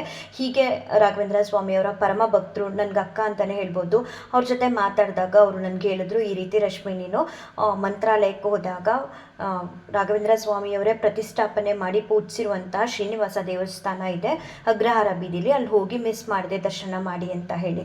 ಸೊ ನಾನು ಅಲ್ಲಿಗೂ ಕೂಡ ಹೋಗಿ ಹುಡ್ಕೊಂಡು ಹೋದ್ವಿ. ಅಗ್ರಹಾರ ಬೀದಿ ಎಲ್ಲಿದೆ ಅಂತ ಕೇಳಿಕೊಂಡು. ಮಳೆ ಬರ್ತಿತ್ತು, ತುಂತುರು ಮಳೆ. ನಮ್ಮನೆಯವ್ರಿಗಂತೂ ಈ ಮಳೆ ಹನಿ ಬಿದ್ದರೆ ಅಲರ್ಜಿ, ಈ ರೀತಿ ಫೀಲ್ ಮಾಡ್ತಾರ. ಅವರು ಒಂದು ಛತ್ರಿ ತೊಗೊಂಡು, ನನಗೆ ಬೇಗ ಹೋಗಬೇಕು, ಬೇಗ ನೋಡಬೇಕು ಅನ್ನೋ ಆಸೆ. ಎಲ್ಲ ರೋಡಲ್ಲಿ ನೋಡ್ಕೊಂಡು ಎಲ್ಲಿ ಬರುತ್ತೆ ಏನು ಅಂತ ಕೇಳಿಕೊಂಡು ಅಗ್ರಹಾರ ಬೀದಿಗೆ ಹೋಗಿ ಶ್ರೀನಿವಾಸ ದೇವ್ರ ದರ್ಶನನ ಮಾಡಿದ್ವಿ. ತುಂಬ ಖುಷಿಯಾಯಿತು. ನನ್ನ ಮನಸ್ಸಲ್ಲಿ ಇತ್ತು ಮಂತ್ರಾಲಯದಿಂದ ಬಂದಮೇಲೆ ಒಂಟಿಕೊಪ್ಪಲಿಗೆ ಹೋಗೋಣ ಅಂತ. ಆದರೆ ಅದಕ್ಕೂ ಮುಂಚೆನೇ ಮಂತ್ರಾಲಯದಲ್ಲೇ ರಾಘವೇಂದ್ರ ಸ್ವಾಮಿಯವರ ದರ್ಶನದ ಜೊತೆಗೆ ಶ್ರೀನಿವಾಸ ದೇವರ ದರ್ಶನ ಕೂಡ ಆಯಿತು. ಯಾರಾದರೂ ಹೋದರೆ ಮಂತ್ರಾಲಯಕ್ಕೆ ಅಗ್ರಹಾರ ಬೀದಿಲಿ ಶ್ರೀನಿವಾಸ ದೇವರ ದೇವಸ್ಥಾನ ಇದೆ, ಅದು ರಾಘವೇಂದ್ರ ಸ್ವಾಮಿಯವರು ಪೂಜಿಸಿರುವಂತಹ ಮೂರ್ತಿನೇ ಪ್ರತಿಷ್ಠಾಪನೆ ಮಾಡಿರುವಂಥದ್ದು. ತುಂಬ ಚೆನ್ನಾಗಿದೆ. ಹೋಗಿದಾಗ ಮರಿದೆ ದರ್ಶನ ಮಾಡಿಕೊಂಡು ಬನ್ನಿ. ಇನ್ನು ಅಲ್ಲೇ ಮೃತ್ತಿಕ ಪ್ರಸಾದನ ತೊಗೊಂಡೆ. ಯಾವ ಪ್ರಸಾದ ತರಲಿಲ್ಲ ನಾನು ಅನ್ನೋ ಹಾಗೆ ಇಲ್ಲ. ಮಂತ್ರಾಕ್ಷತೆ, ಪರಿಮಳ ಪ್ರಸಾದ, ಮೃತ್ತಿಕ ಪ್ರಸಾದ, ಮತ್ತು ರಾಯರು ಕೊಟ್ಟಂತಹ ಮಾವಿನ ಖುಷಿ, ಯಪ್ಪ ಅಷ್ಟಿಷ್ಟಲ್ಲ ನನಗೆ ಖುಷಿಯಾಗಿದ್ದು. ಅದಾದಮೇಲೆ ಏಕಶಿಲಾ ಬೃಂದಾವನ, ಪಂಚಮುಖಿ ಆಂಜನೇಯ ಸ್ವಾಮಿ ದೇವಸ್ಥಾನ ಮತ್ತು ರಾಘವೇಂದ್ರ ಸ್ವಾಮಿಯವರ ಮನೆ, ಮಿಚ್ಚಲಮ್ಮನ ದೇವಸ್ಥಾನ, ಇದನ್ನೆಲ್ಲ ತೋರಿಸ್ಕೊಂಡು ಬರೋದಕ್ಕೆ ಅಲ್ಲಿ ಆಟೋಗಳು ಮತ್ತು ಟ್ಯಾಕ್ಸಿಗಳು ಇರ್ತವೆ. ಸೊ ನಾವು 3 ಜನ ಒಂದು ಟ್ಯಾಕ್ಸಿಲಿ ಹೋಗಿ ಎಲ್ಲ ಪ್ಲೇಸ್ನೂ ನೋಡಿಕೊಂಡು ಬಂದ್ವಿ. ಎಲ್ಲ ಕಡೆ ತುಂಬ ಚೆನ್ನಾಗಿ ದರ್ಶನ ಆಯಿತು. ನನಗಂತೂ ರಾಘವೇಂದ್ರ ಸ್ವಾಮಿಯವರ ಮನೆಗೆ ಹೋದಾಗ ಅಲ್ಲೊಂದು ಪಾಂಡುರಂಗ ವಿಠಲ ಅಂತ ಹೇಳಿ ಒಂದು ಮೂರ್ತಿನ ಇಟ್ಟಿದ್ದಾರೆ ಕೃಷ್ಣಂದು. ಮಂತ್ರಾಕ್ಷತೆಗಳನ್ನ ಮೇಲೆ ಮಂತ್ರಾಕ್ಷತೆನ ತಟ್ಟೆಗೆ ಹಾಕ್ಬಿಟ್ಟು ಆ ತಟ್ಟೆ ಮೇಲೆ ಪಾಂಡುರಂಗ ವಿಠಲ ಸ್ವಾಮಿ ಮೂರ್ತಿ ಇಟ್ಟಿದ್ದಾರೆ. ಅದು ಇಷ್ಟ ಆಯಿತು ಅಂದರೆ ನನಗೆ ಅಷ್ಟಿಷ್ಟಲ್ಲ, ತುಂಬ ಚೆನ್ನಾಗಿತ್ತು ಎಲ್ಲ ಪ್ಲೇಸ್ ಕೂಡ. ಮತ್ತು ನನಗೆ ಹೆಂಗೆ ಅನ್ನಿಸ್ಬಿಡ್ತು ಅಂದರೆ ನಾವು ಹೋಗಿ ನೋಡಿದ್ರೆ ಸಾಕು, ಯಾವ ಫೋಟೋ ಯಾವ ವಿಡಿಯೋ ಮಾಡೋದು ಬೇಡ, ಜಸ್ಟ್ ನೋಡೋಣ ಅವ್ರನ್ನ ಅಂತ ಅನ್ನಿಸ್ತಿತ್ತು. ಎಲ್ಲ ಪ್ಲೇಸ್ನೂ ಕವರ್ ಮಾಡಿಕೊಂಡು ಮತ್ತೆ ಮಧ್ಯಾಹ್ನ ಬಂದು ನಾನು ಮೊದಲನೇ ಸಲ ಏಕಾದಶಿ ಉಪವಾಸನ ತಪ್ಪಿಸ್ಬಿಟ್ಟೆ. ಯಾಕಂದರೆ ಜರ್ನಿ ಮಾಡಬೇಕಿತ್ತು ನೈಟು, ಮತ್ತು ಹಿಂದಿನ ದಿನ ಎಲ್ಲ ಆಯಾಸ ಆಗಿತ್ತು. ಸೊ ಹಾಗಾಗಿ ಅನ್ನ ಸೇವನೆ ಮಾಡಿದೆ. ಅಲ್ಲೇ ರವೆ ಉಪ್ಪಿಟ್ಟು, ರವೆ ಇಡ್ಲಿ ಆ ರೀತಿ ತೊಗೊಂಡು ತಿಂದು ಮತ್ತೆ ಹೋಗಿ ಸ್ವಲ್ಪ ಹೊತ್ತು ರೆಸ್ಟ್ ಮಾಡಿ ಹೊರಡೋದಕ್ಕೆ ಸ್ವಲ್ಪ ಸಮಯ ಇದೆ ಅನ್ನೋ ಹಾಗೆ ಮತ್ತೆ ನಾವು ಏಕಾದಶಿ ದಿನ ರಾಯರನ್ನ ನೋಡೋದಕ್ಕೆ ಹೋಗಿ ಸಂಜೆ ರಾಯರ ದರ್ಶನನ ಮಾಡಿಕೊಂಡು, ಸ್ವಾಮಿ ನಾನು ಇನ್ನು ಹೋಗಿ ಬರ್ತೀನಿ ಅಪ್ಪ, ತುಂಬ ಖುಷಿ ಆಯಿತು ನೀವು ಕರೆಸ್ಕೊಂಡಿದ್ದು, ಅದು ಕರೆಸ್ಕೊಂಡಿದ್ದ ರೀತಿ, ಕರೆಸ್ಕೊಂಡಿದ್ದ ದಿನ, ಈ ಅಧಿಕ ಮಾಸದಲ್ಲಿ ಭಗವಂತನ ದರ್ಶನ, ಶ್ರೀನಿವಾಸ ದೇವರು ರಾಯರು ಒಟ್ಟೊಟ್ಟಿಗೆ ಎಷ್ಟು ನಿಜವಾಗ್ಲೂ ನಾವು ಮಾಡುವಂತಹ ಸೇವೆ ಅನ್ಬೋದು. ಕೆಲವ್ರಿಗೆ ವ್ಯೂಸೇ ಇಂಪಾರ್ಟೆಂಟು, ಇನ್ನು ಕೆಲವ್ರಿಗೆ ಇನ್ನೊಂದು ರೀತಿ ಇಂಪಾರ್ಟೆಂಟು, ಏನೇನೋ ಒಬ್ಬೊಬ್ಬರಿಗೆ ಹೀಗಿದ್ದುಬಿಟ್ರೆ ರಾಘವೇಂದ್ರ ಸ್ವಾಮಿಯವರು ಒಲ್ದಿದ್ದಾರೆ, ರಾಘವೇಂದ್ರ ಸ್ವಾಮಿಯವರು ಇವ್ರ ಜೊತೆ ಇದ್ದಾರೆ ಅನ್ನೋ ಮೈಂಡ್ಸೆಟ್ ಇರುತ್ತೆ. ಅದೆಲ್ಲ ಶುದ್ಧ ಸುಳ್ಳು. ಬದುಕಲ್ಲಿ ನೆಮ್ಮದಿ ಅನ್ನೋದು ಬೇಕು. ನಮ್ಮೆಲ್ಲ ಕಷ್ಟ ಕಾರ್ಪಣ್ಯಗಳ ಜೊತೆ, ಪ್ರತಿಯೊಬ್ಬರು ಕಷ್ಟ ಕಾರ್ಪಣ್ಯಗಳ ಜೊತೆ ರಾಘವೇಂದ್ರ ಸ್ವಾಮಿಯವರು ಇದ್ದೇ ಇರ್ತಾರೆ. ಇವ್ರಿಗೆ ಹಿಂಗಿದ್ರೆ ಮಾತ್ರ ಇದ್ದಾರೆ, ಇಲ್ಲ ಅಂದರೆ ಇಲ್ಲ, ಆ ಥರ ಏನಿಲ್ಲ. ನಾವು ಭಗವಂತನಿಗೆ ಯಾವ ರೀತಿ ಭಯ, ಭಕ್ತಿ, ಶ್ರದ್ಧೆ, ನಿಷ್ಠೆಯಿಂದ ಸೇವೆ ಮಾಡ್ತೀವೋ ಆ ರೀತಿ ಭಗವಂತ ನಮಗೆ ಅನುಗ್ರಹ ಮಾಡ್ತಾ ಹೋಗ್ತಾರೆ. ಇವಾಗ ಎಲ್ಲರೂ ಮಕ್ಕಳೇ, ಯಾರೂ ಭಗವಂತನಿಗೆ ಮಕ್ಕಳಲ್ಲ ಅನ್ನೋ ಹಾಗೆ ಇಲ್ಲ. ಈಗ ತುಂಬ ಭಗವಂತನಿಗೆ ಅಥವಾ ರಾಘವೇಂದ್ರ ಸ್ವಾಮಿಯವ್ರಿಗೆ ಕನೆಕ್ಟ್ ಆಗಿರೋರು ರಾಯರೇ ಅಂತ ಕರೆದ್ರೆ ಸಾಕು. ಅಥವಾ ಮುಂದೆ ನಾವು ಭಗವಂತನ ಕನೆಕ್ಟ್ ಆಗಿ ಸರ್ವ ಸಕಲವೂ ಅವರೇ, ಉಸಿರು ರಾಘವೇಂದ್ರ ಸ್ವಾಮಿಯವರೇ ಅಂದ್ಕೊಂಡಿರೋರು ನಡೆಯೋ ದಾರಿಲಿ ಒಂದು ಸೂಜಿ ಮಣೆ ಅಥವಾ ಒಂದು ಪಿನ್ ಏನಾದರೂ ಬಿದ್ದಿದ್ರೆ ಅದು ನಮ್ಮ ಕಾಲ್ಗೂ ತೋಗಬಾರ್ದು. ಆ ರೀತಿ ರಾಯರು ನಮ್ಮನ್ನು ಬಚಾವ್ ಮಾಡ್ತಾರೆ. ರಾಯರೇ ಅಂದ ತಕ್ಷಣ ಬರ್ತಾರೆ. ಅದೇ ನಮ್ಮಲ್ಲಿ ಭಕ್ತಿ, ನಿಷ್ಠೆ, ಶ್ರದ್ಧೆ, ಸೇವೆ ಅನ್ನೋದು ಸ್ವಲ್ಪ ಕಮ್ಮಿ ಆದರೂ ಎಲ್ಲರಿಗೂ ಕೂಡ ರೆಡಿ ಇದ್ದಾರೆ ಭಗವಂತ. ನಮ್ಮಲ್ಲಿ ಭಕ್ತಿ, ಶ್ರದ್ಧೆ, ನಿಷ್ಠೆ, ಧರ್ಮ ಅನ್ನೋದೆಲ್ಲ ಇಲ್ಲ ಅಂತ ಅಂದಾಗ ಏನೋ ನಮಗೆ ನಾವು ಮಾಡಿದ ಪೂಜೆಗೆ ಏನು ಕೊಡಬೇಕು ಭಗವಂತ ಅದನ್ನು ಕೊಟ್ಟು ಕಳಿಸ್ತಾರೆ. ಸೊ ಹಾಗಾಗಿ ನಾನು ಹೇಳೋದು, ಏನೋ ಒಂದು ಕೊಟ್ಟರೆ ಮಾತ್ರ ರಾಯರಲ್ಲ, ಏನೋ ಒಂದು ಕೊಡದೇ ಇದ್ದರೆ ಮಾತ್ರ ರಾಯರ ಭಕ್ತರಲ್ಲ ಅನ್ನೋದೆಲ್ಲ ಬೇಡವೇ ಬೇಡ. ಅದೆಲ್ಲ ಸುಮ್ಮನೆ ಬರೀ ತಪ್ಪು ತಿಳುವಳಿಕೆ. ಎಲ್ಲರಿಗೂ ಭಗವಂತ ಇದ್ದಾನೆ, ಎಲ್ಲರಿಗೂ ಸಮಯ ಅನ್ನೋದು ಬಂದಾಗ ಕೊಟ್ಟೇ ಕೊಡ್ತಾರೆ. ಆ ಸಮಯಕ್ಕೋಸ್ಕರ ನಾವು ಕಾಯಬೇಕು. ನಾವು ಕೇಳಿದ್ರು ಕೇಳದೇ ಇದ್ರೂ ದುಪ್ಪಟ್ಟು ಕೊಡ್ತಾರೆ. ನಾನು 3.5 ವರ್ಷ ಹತ್ರ ಈಗ ರಾಯರ ಮಂತ್ರಾಲಯಕ್ಕೆ ಹೋಗಿ ಬಂದಾಗ 3.5 ವರ್ಷ ಆಗಿತ್ತು ರಾಯರ ಸೇವೆ ಮಾಡೋದಕ್ಕೆ ಶುರು ಮಾಡಿ. ಅಷ್ಟರಲ್ಲಿ ನನ್ನ ಬದುಕಲ್ಲಿ ವ್ಯೂಸು, ಲೈಕ್ಸು, ಈ ಕಮೆಂಟ್ಸು, ಈ ರೀತಿ ನನಗೆ ಕೊಟ್ಟಿರುವಂಥ ಪ್ಲ್ಯಾಟ್ಫಾರ್ಮಲ್ಲಿ ನನ್ನನ್ನು ಬೆಳೆಸ್ತೇ ಇರ್ಬೋದು ರಾಯರು. ನನಗೆ ಅದೇನು ಬೇಸರನೇ ಅಲ್ಲ. ನನ್ನ ದಿನಚರಿನ ನಾನು ಬರ್ಕೊಳ್ತಾ ಇದ್ದೀನಿ, ಅದು 4 ಜನಕ್ಕೆ ಸ್ಫೂರ್ತಿ ಆಗ್ತಿದೆಯಾ, ಅದರಿಂದ 4 ಜನಕ್ಕೆ ಏನೋ ರಾಘವೇಂದ್ರ ಸ್ವಾಮಿಯವ್ರ ಬಗ್ಗೆ ತಿಳ್ಕೊಳ್ತಿದ್ದಾರೆ, ಅವರಲ್ಲಿ ಒಂದು ಭಕ್ತಿ ಅನ್ನೋದು ಬರ್ತಿದೆಯಾ, ಅವ್ರಿಗೊಂದು ಒಳ್ಳೇದಾಗ್ತಿದೆಯಾ, ಅದಕ್ಕಿಂತ ಖುಷಿ ನನಗೇನು ಬೇಡ. ಕೆಲವೊಂದು ಸಲ ನಾನು ಕೂಡ ಹತ್ತಿದ್ದೀನಿ, ಈ ಥರ ಎಲ್ಲ ಟೀಸ್ ಮಾಡ್ತಾರೆ, ಹೀಗೆಲ್ಲ ಮಾಡಿದ್ರಲ್ಲ ಅಂತ. ಆದರೆ ಅದನ್ನೆಲ್ಲ ರಾಯರು ಮರೆಸೋಷ್ಟು ಒಳ್ಳೆ ದಿನಗಳನ್ನ ಕೊಟ್ಟೇ ಕೊಡ್ತಾರೆ. ನಮಗೂ ಒಂದು ಟೈಮ್ ಬಂದೇ ಬರುತ್ತೆ ಅನ್ನೋದಕ್ಕೆ ನಾನೇ ಸಾಕ್ಷಿ. ಏನೂ ಒಂದು ಅಪೇಕ್ಷೆಗಳನ್ನ ಇಟ್ಕೊಳ್ಳಿಲ್ಲ. ಮಳೆ, ಗಾಳಿ ಏನೇ ಆಗಲಿ, ಎಂಥ ಚಳಿಲೂ ನಿಮಗೆ ಗೊತ್ತಿಲ್ಲ. ನಾನು ರಾಘವೇಂದ್ರ ಸ್ವಾಮಿಯವ್ರಿಗೆ ಗೊತ್ತಿರುತ್ತೆ ಖಂಡಿತ. ನಾನು ಇಲ್ಲಿ ಹೇಳೋದು ಸುಳ್ಳಿರಲಿ ತಪ್ಪಿರಲಿ, ನಾನು ಏನು ಹೇಳ್ತಿದ್ದೀನಿ ಅಂತ ರಾಯರಿಗೆ ಆ ಸತ್ಯ ಗೊತ್ತಿರುತ್ತೆ. ಎಂಥ ಚಳಿಲೂ ಸಹ ನಾನು ಗುರುವಾರ ತಣ್ಣೀರು ಸ್ನಾನನೇ ಮಾಡೋದು. ಅದೆಂಥ ಚಳಿಗಾಲ ಇರಲಿ, ತಣ್ಣೀರು ಸ್ನಾನ ಮಾಡೇ ಮಧ್ಯರಾತ್ರಿಲಿದ್ದು ರಾಘವೇಂದ್ರ ಸ್ವಾಮಿಯವ್ರಿಗೆ ಸೇವೆನ ಸಲ್ಲಿಸ್ತಿದ್ದೆ. ಆ ಸೇವೆಗೆ ರಾಯರು ಏನು ಕೊಡಲೇ ಇಲ್ಲ ಅನ್ನೋ ಹಾಗೆ ಇಲ್ವಲ್ಲ. ಆ ಮಾತೇ ಬರಬಾರ್ದು ನನ್ನ ಬಾಳಲ್ಲಿ ಅಥವಾ ನನ್ನ ಬದುಕಲ್ಲಿ, ನನ್ನ ಬಾಯಲ್ಲಿ. ಅಷ್ಟು ಕೊಟ್ಟಿದ್ದಾರೆ. ನಾನು ಏನೂ ಕೂಡ ಈಗ ನಿಜವಾಗ್ಲೂ ಇಲ್ಲಿ ರಾಯರ ಮುಂದೆ ಕೂತ್ಕೊಂಡೇ ವಿಡಿಯೋ ಮಾಡ್ತಿದ್ದೀನಿ. ನಾಳೆ ಏನು ಕೇಳಬೇಕು, ನನಗೇನು ಬೇಡ ಸ್ವಾಮಿ, ನಿನ್ನಲ್ಲಿ ಭಕ್ತಿ ಕೊಡು, ನಿನ್ನಲ್ಲಿ ಶ್ರದ್ಧೆ ಏನಪ್ಪ ಸೇವೆನ ಕೊಡು. ಆ ಸೇವೆಯ ಶ್ರದ್ಧೆ ಭಕ್ತಿ ಇದ್ದರೆ ನೀವು ನಮ್ಮ ಜೊತೆ ಇರ್ತೀರಾ ಅಂತ. ಹಾಗೆ ರಾಯರು ಎಲ್ಲರಿಗೂ ಎಲ್ಲವನ್ನೂ ಕೊಡ್ತಾರೆ. ಪಡ್ಕೊಳ್ಳೋ ಒಂದು ಶಕ್ತಿ ನಮ್ಮಲ್ಲಿ ಇರಬೇಕು. ಏನಿಲ್ಲ, ಭಗವಂತನಿಗೆ ನಾವು ಭಕ್ತಿ ಅನ್ನೋದನ್ನು ಕೊಟ್ಟಾಗ ಭಗವಂತ ನಮ್ಮ ಬದುಕಿಗೆ ಏನು ಅವಶ್ಯಕತೆ, ಅತ್ಯವಶ್ಯಕತೆ, ಅನಿವಾರ್ಯತೆ ಇದೆ ಅದೆಲ್ಲವನ್ನೂ ಕೊಡೋದ್ರ ಜೊತೆಗೆ ಅವನ ಪ್ರೀತಿ ಅಪಾರವಾಗಿ ನಮ್ಮ ಮೇಲೆ ಕೊಡ್ತಾರೆ ಭಗವಂತ. ಅವ್ರ ಪ್ರೀತಿ ಒಂದಿದ್ರೆ ಸಾಕಲ್ವ ಈ ಜಗತ್ತಲ್ಲಿ, ಇನ್ನೇನು ಬೇಕು. ನಮ್ಮ ಒಂದು ಮುಂದಿನ ಹೆಜ್ಜೆ ಕೂಡ ಒಂದು ಮುಳ್ಳು ಕೂಡ ನಮ್ಗೆ ತಾಗಬಾರ್ದು ಅಂತ ನಮ್ಮ ತಂದೆ ತಾಯಿಗೂ ಕೂಡ ಅಷ್ಟು ಚೆನ್ನಾಗಿ ಗೊತ್ತಾಗಲ್ಲ. ಆದರೆ ಆ ಭಗವಂತನ ಪ್ರೀತಿನ ನಾವು ಪಡೆದಾಗ ಪ್ರತಿ ಹೆಜ್ಜೆಜ್ಜೆಲೂ ಪ್ರತಿ ನೆಕ್ಸ್ಟ್ ಸೆಕೆಂಡ್ಸು ಕೂಡ ಅವ್ರಿಗೆ ಗೊತ್ತಿರುತ್ತೆ ನನ್ನ ಭಕ್ತನಿಗೆ ಏನಾಗುತ್ತೆ, ನನ್ನ ಭಕ್ತಳಿಗೆ ಏನಾಗುತ್ತೆ ಎಲ್ಲ ತಿಳ್ಕೊಂಡಿರ್ತಾರೆ. ಪ್ರತಿ ಕ್ಷಣ ನಮ್ಮ ಜೊತೆ ಇದ್ದು ನನ್ನ ಭಕ್ತರು ನನ್ನ ಭಕ್ತಳು ಅಂತ ಹೇಳಿ ಭಗವಂತ ಕಾಪಾಡ್ತಾನೆ. ಅದೇ ಅದನ್ನು ಪಡ್ಕೊಳ್ಳುವಂತಹ ಒಂದು ರೀತಿ ನಮ್ಮಲ್ಲಿ ಇರಬೇಕು. ಅತಿ ಹೆಚ್ಚು ನಾವು ಭಕ್ತಿನ ಬೆಳೆಸ್ಕೊಂಡಾಗ, ಅತಿ ಹೆಚ್ಚು ರಾಯರು ಸಕಲ ಸರ್ವವೂ ಅವ್ರನ್ನ ಮೆಚ್ಚುವಂಥ ಪ್ರಯತ್ನ ಮಾಡಿದಾಗ, ಅವ್ರನ್ನ ಮೆಚ್ಚುವಂಥ ಕೆಲಸಗಳನ್ನ ಮಾಡಿದಾಗ ಸುಳ್ಳು ಹೇಳಬಾರ್ದು, ಧರ್ಮದಿಂದ ಹೋಗಬೇಕು, ಕೈಲಾದಷ್ಟು ಸೇವೆನ ಮಾಡಿ. ಹೀಗೆ ಹೀಗೆ ಮಾಡಬೇಕು ಏನೇ ಇಲ್ಲ. ಈಗ 3 ವರ್ಷ ನಾನು ಎಷ್ಟು ಲಕ್ಷ ಭಗವಂತನಿಗೆ ಸೇವೆಗೆ ಅಂತ ಬಳಸಿದ್ದೀನಿ, ಇಲ್ಲಿವರೆಗೂ ಹೂಗೆ ಅಂತ ಬಳಸಿದ್ದೀನಿ. ಅದು ಯಾವುದು ಕೂಡ ಅವ್ರು ಕೊಟ್ಟಿರೋದು ಮುಂದೆ ಕಮ್ಮಿನೇ, ಯಾವುದು ಕೂಡ ದೊಡ್ಡದು ಅಂತ ಅನ್ಸೋದೇ ಇಲ್ಲ. ಅವ್ರು ಕೊಟ್ಟಿರೋದೇ ದುಪ್ಪಟ್ಟು. ಅವ್ರು ಎಷ್ಟು ಕೊಟ್ಟಿದ್ದಾರೆ ಅಂದರೆ ಅಷ್ಟಿಷ್ಟಲ್ಲ, ನಮ್ಗೆ ಮಾತೇ ಬರೋದಿಲ್ಲ. ಅವ್ರು ಕೊಡಬೇಕು ಅಂತ ನಿರ್ಣಯ ಮಾಡಿದಾಗ ಕೊಟ್ಟೇ ಕೊಡ್ತಾರೆ. ಅಲ್ಲಿವರೆಗೂ ಯಾರೂ ಕೂಡ ಬೇಸರ ಪಟ್ಕೊಳ್ಳದೆ ಭಗವಂತನ ಸೇವೆ ಒಂದು ಮಾಡಿ. ನಿಮ್ಮೆಲ್ಲ ಸ್ಥಿತಿಗತಿಗಳಿಗೆ ಭಗವಂತನೇ ಮೂಲ ಔಷಧ ಅಂತ ನಾನು ಹೇಳ್ತೀನಿ. ಇಂಥದ್ದು ಅಂಥದಕ್ಕೆ ಅಂತ ಅಲ್ಲ, ಪ್ರತಿಯೊಂದಕ್ಕೂ ಭಗವಂತನ ಪ್ರೀತಿನ ನೀವು ಗಳಿಸ್ಬಿಟ್ರೆ ನೋಡಿ, ಜಗತ್ತನ್ನು ಮೆಚ್ಚೋದಕ್ಕೆ ಆಗಲ್ಲ. ಖಂಡಿತ ಜಗತ್ತನ್ನು ಮೆಚ್ಚೋದಕ್ಕೆ ಆಗೋದೇ ಇಲ್ಲ. ಆದರೆ ಭಗವಂತನ ಮೆಚ್ಚಿಸಿ ಭಗವಂತನ ಪ್ರೀತಿನ ನೀವು ಪಡ್ಕೊಂಡ್ರೆ ಜಗತ್ತು ನಿಮ್ಮನ್ನು ಮೆಚ್ಚೋ ಹಾಗೆ ಭಗವಂತ ನಮ್ಮ ಜೊತೆ ಇದ್ದು ಮಾಡ್ತಾನೆ. ಆ ರೀತಿ ನಮ್ಮನ್ನು ಜಗತ್ತಿಗೆ ಪ್ರತಿಬಿಂಬಿಸ್ತಾರೆ. ಅಷ್ಟು ಸಾಕಲ್ವ? ಫಸ್ಟು ಭಗವಂತನ ಪ್ರೀತಿ, ಭಗವಂತನ ಮೆಚ್ಚುವಂಥ ಕೆಲಸನ ಮಾಡಿದಾಗ ಪ್ರತಿಯೊಬ್ಬರಲ್ಲೂ ಈ ರೀತಿ ಅನುಭವಗಳು ಹಾಗೆ ಆಗುತ್ತೆ.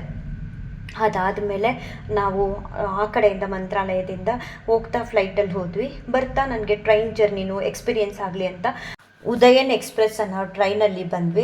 ಆ ಟ್ರೈನ್ ಜರ್ನಿ ಕೂಡ ತುಂಬ ಚೆನ್ನಾಗಿತ್ತು.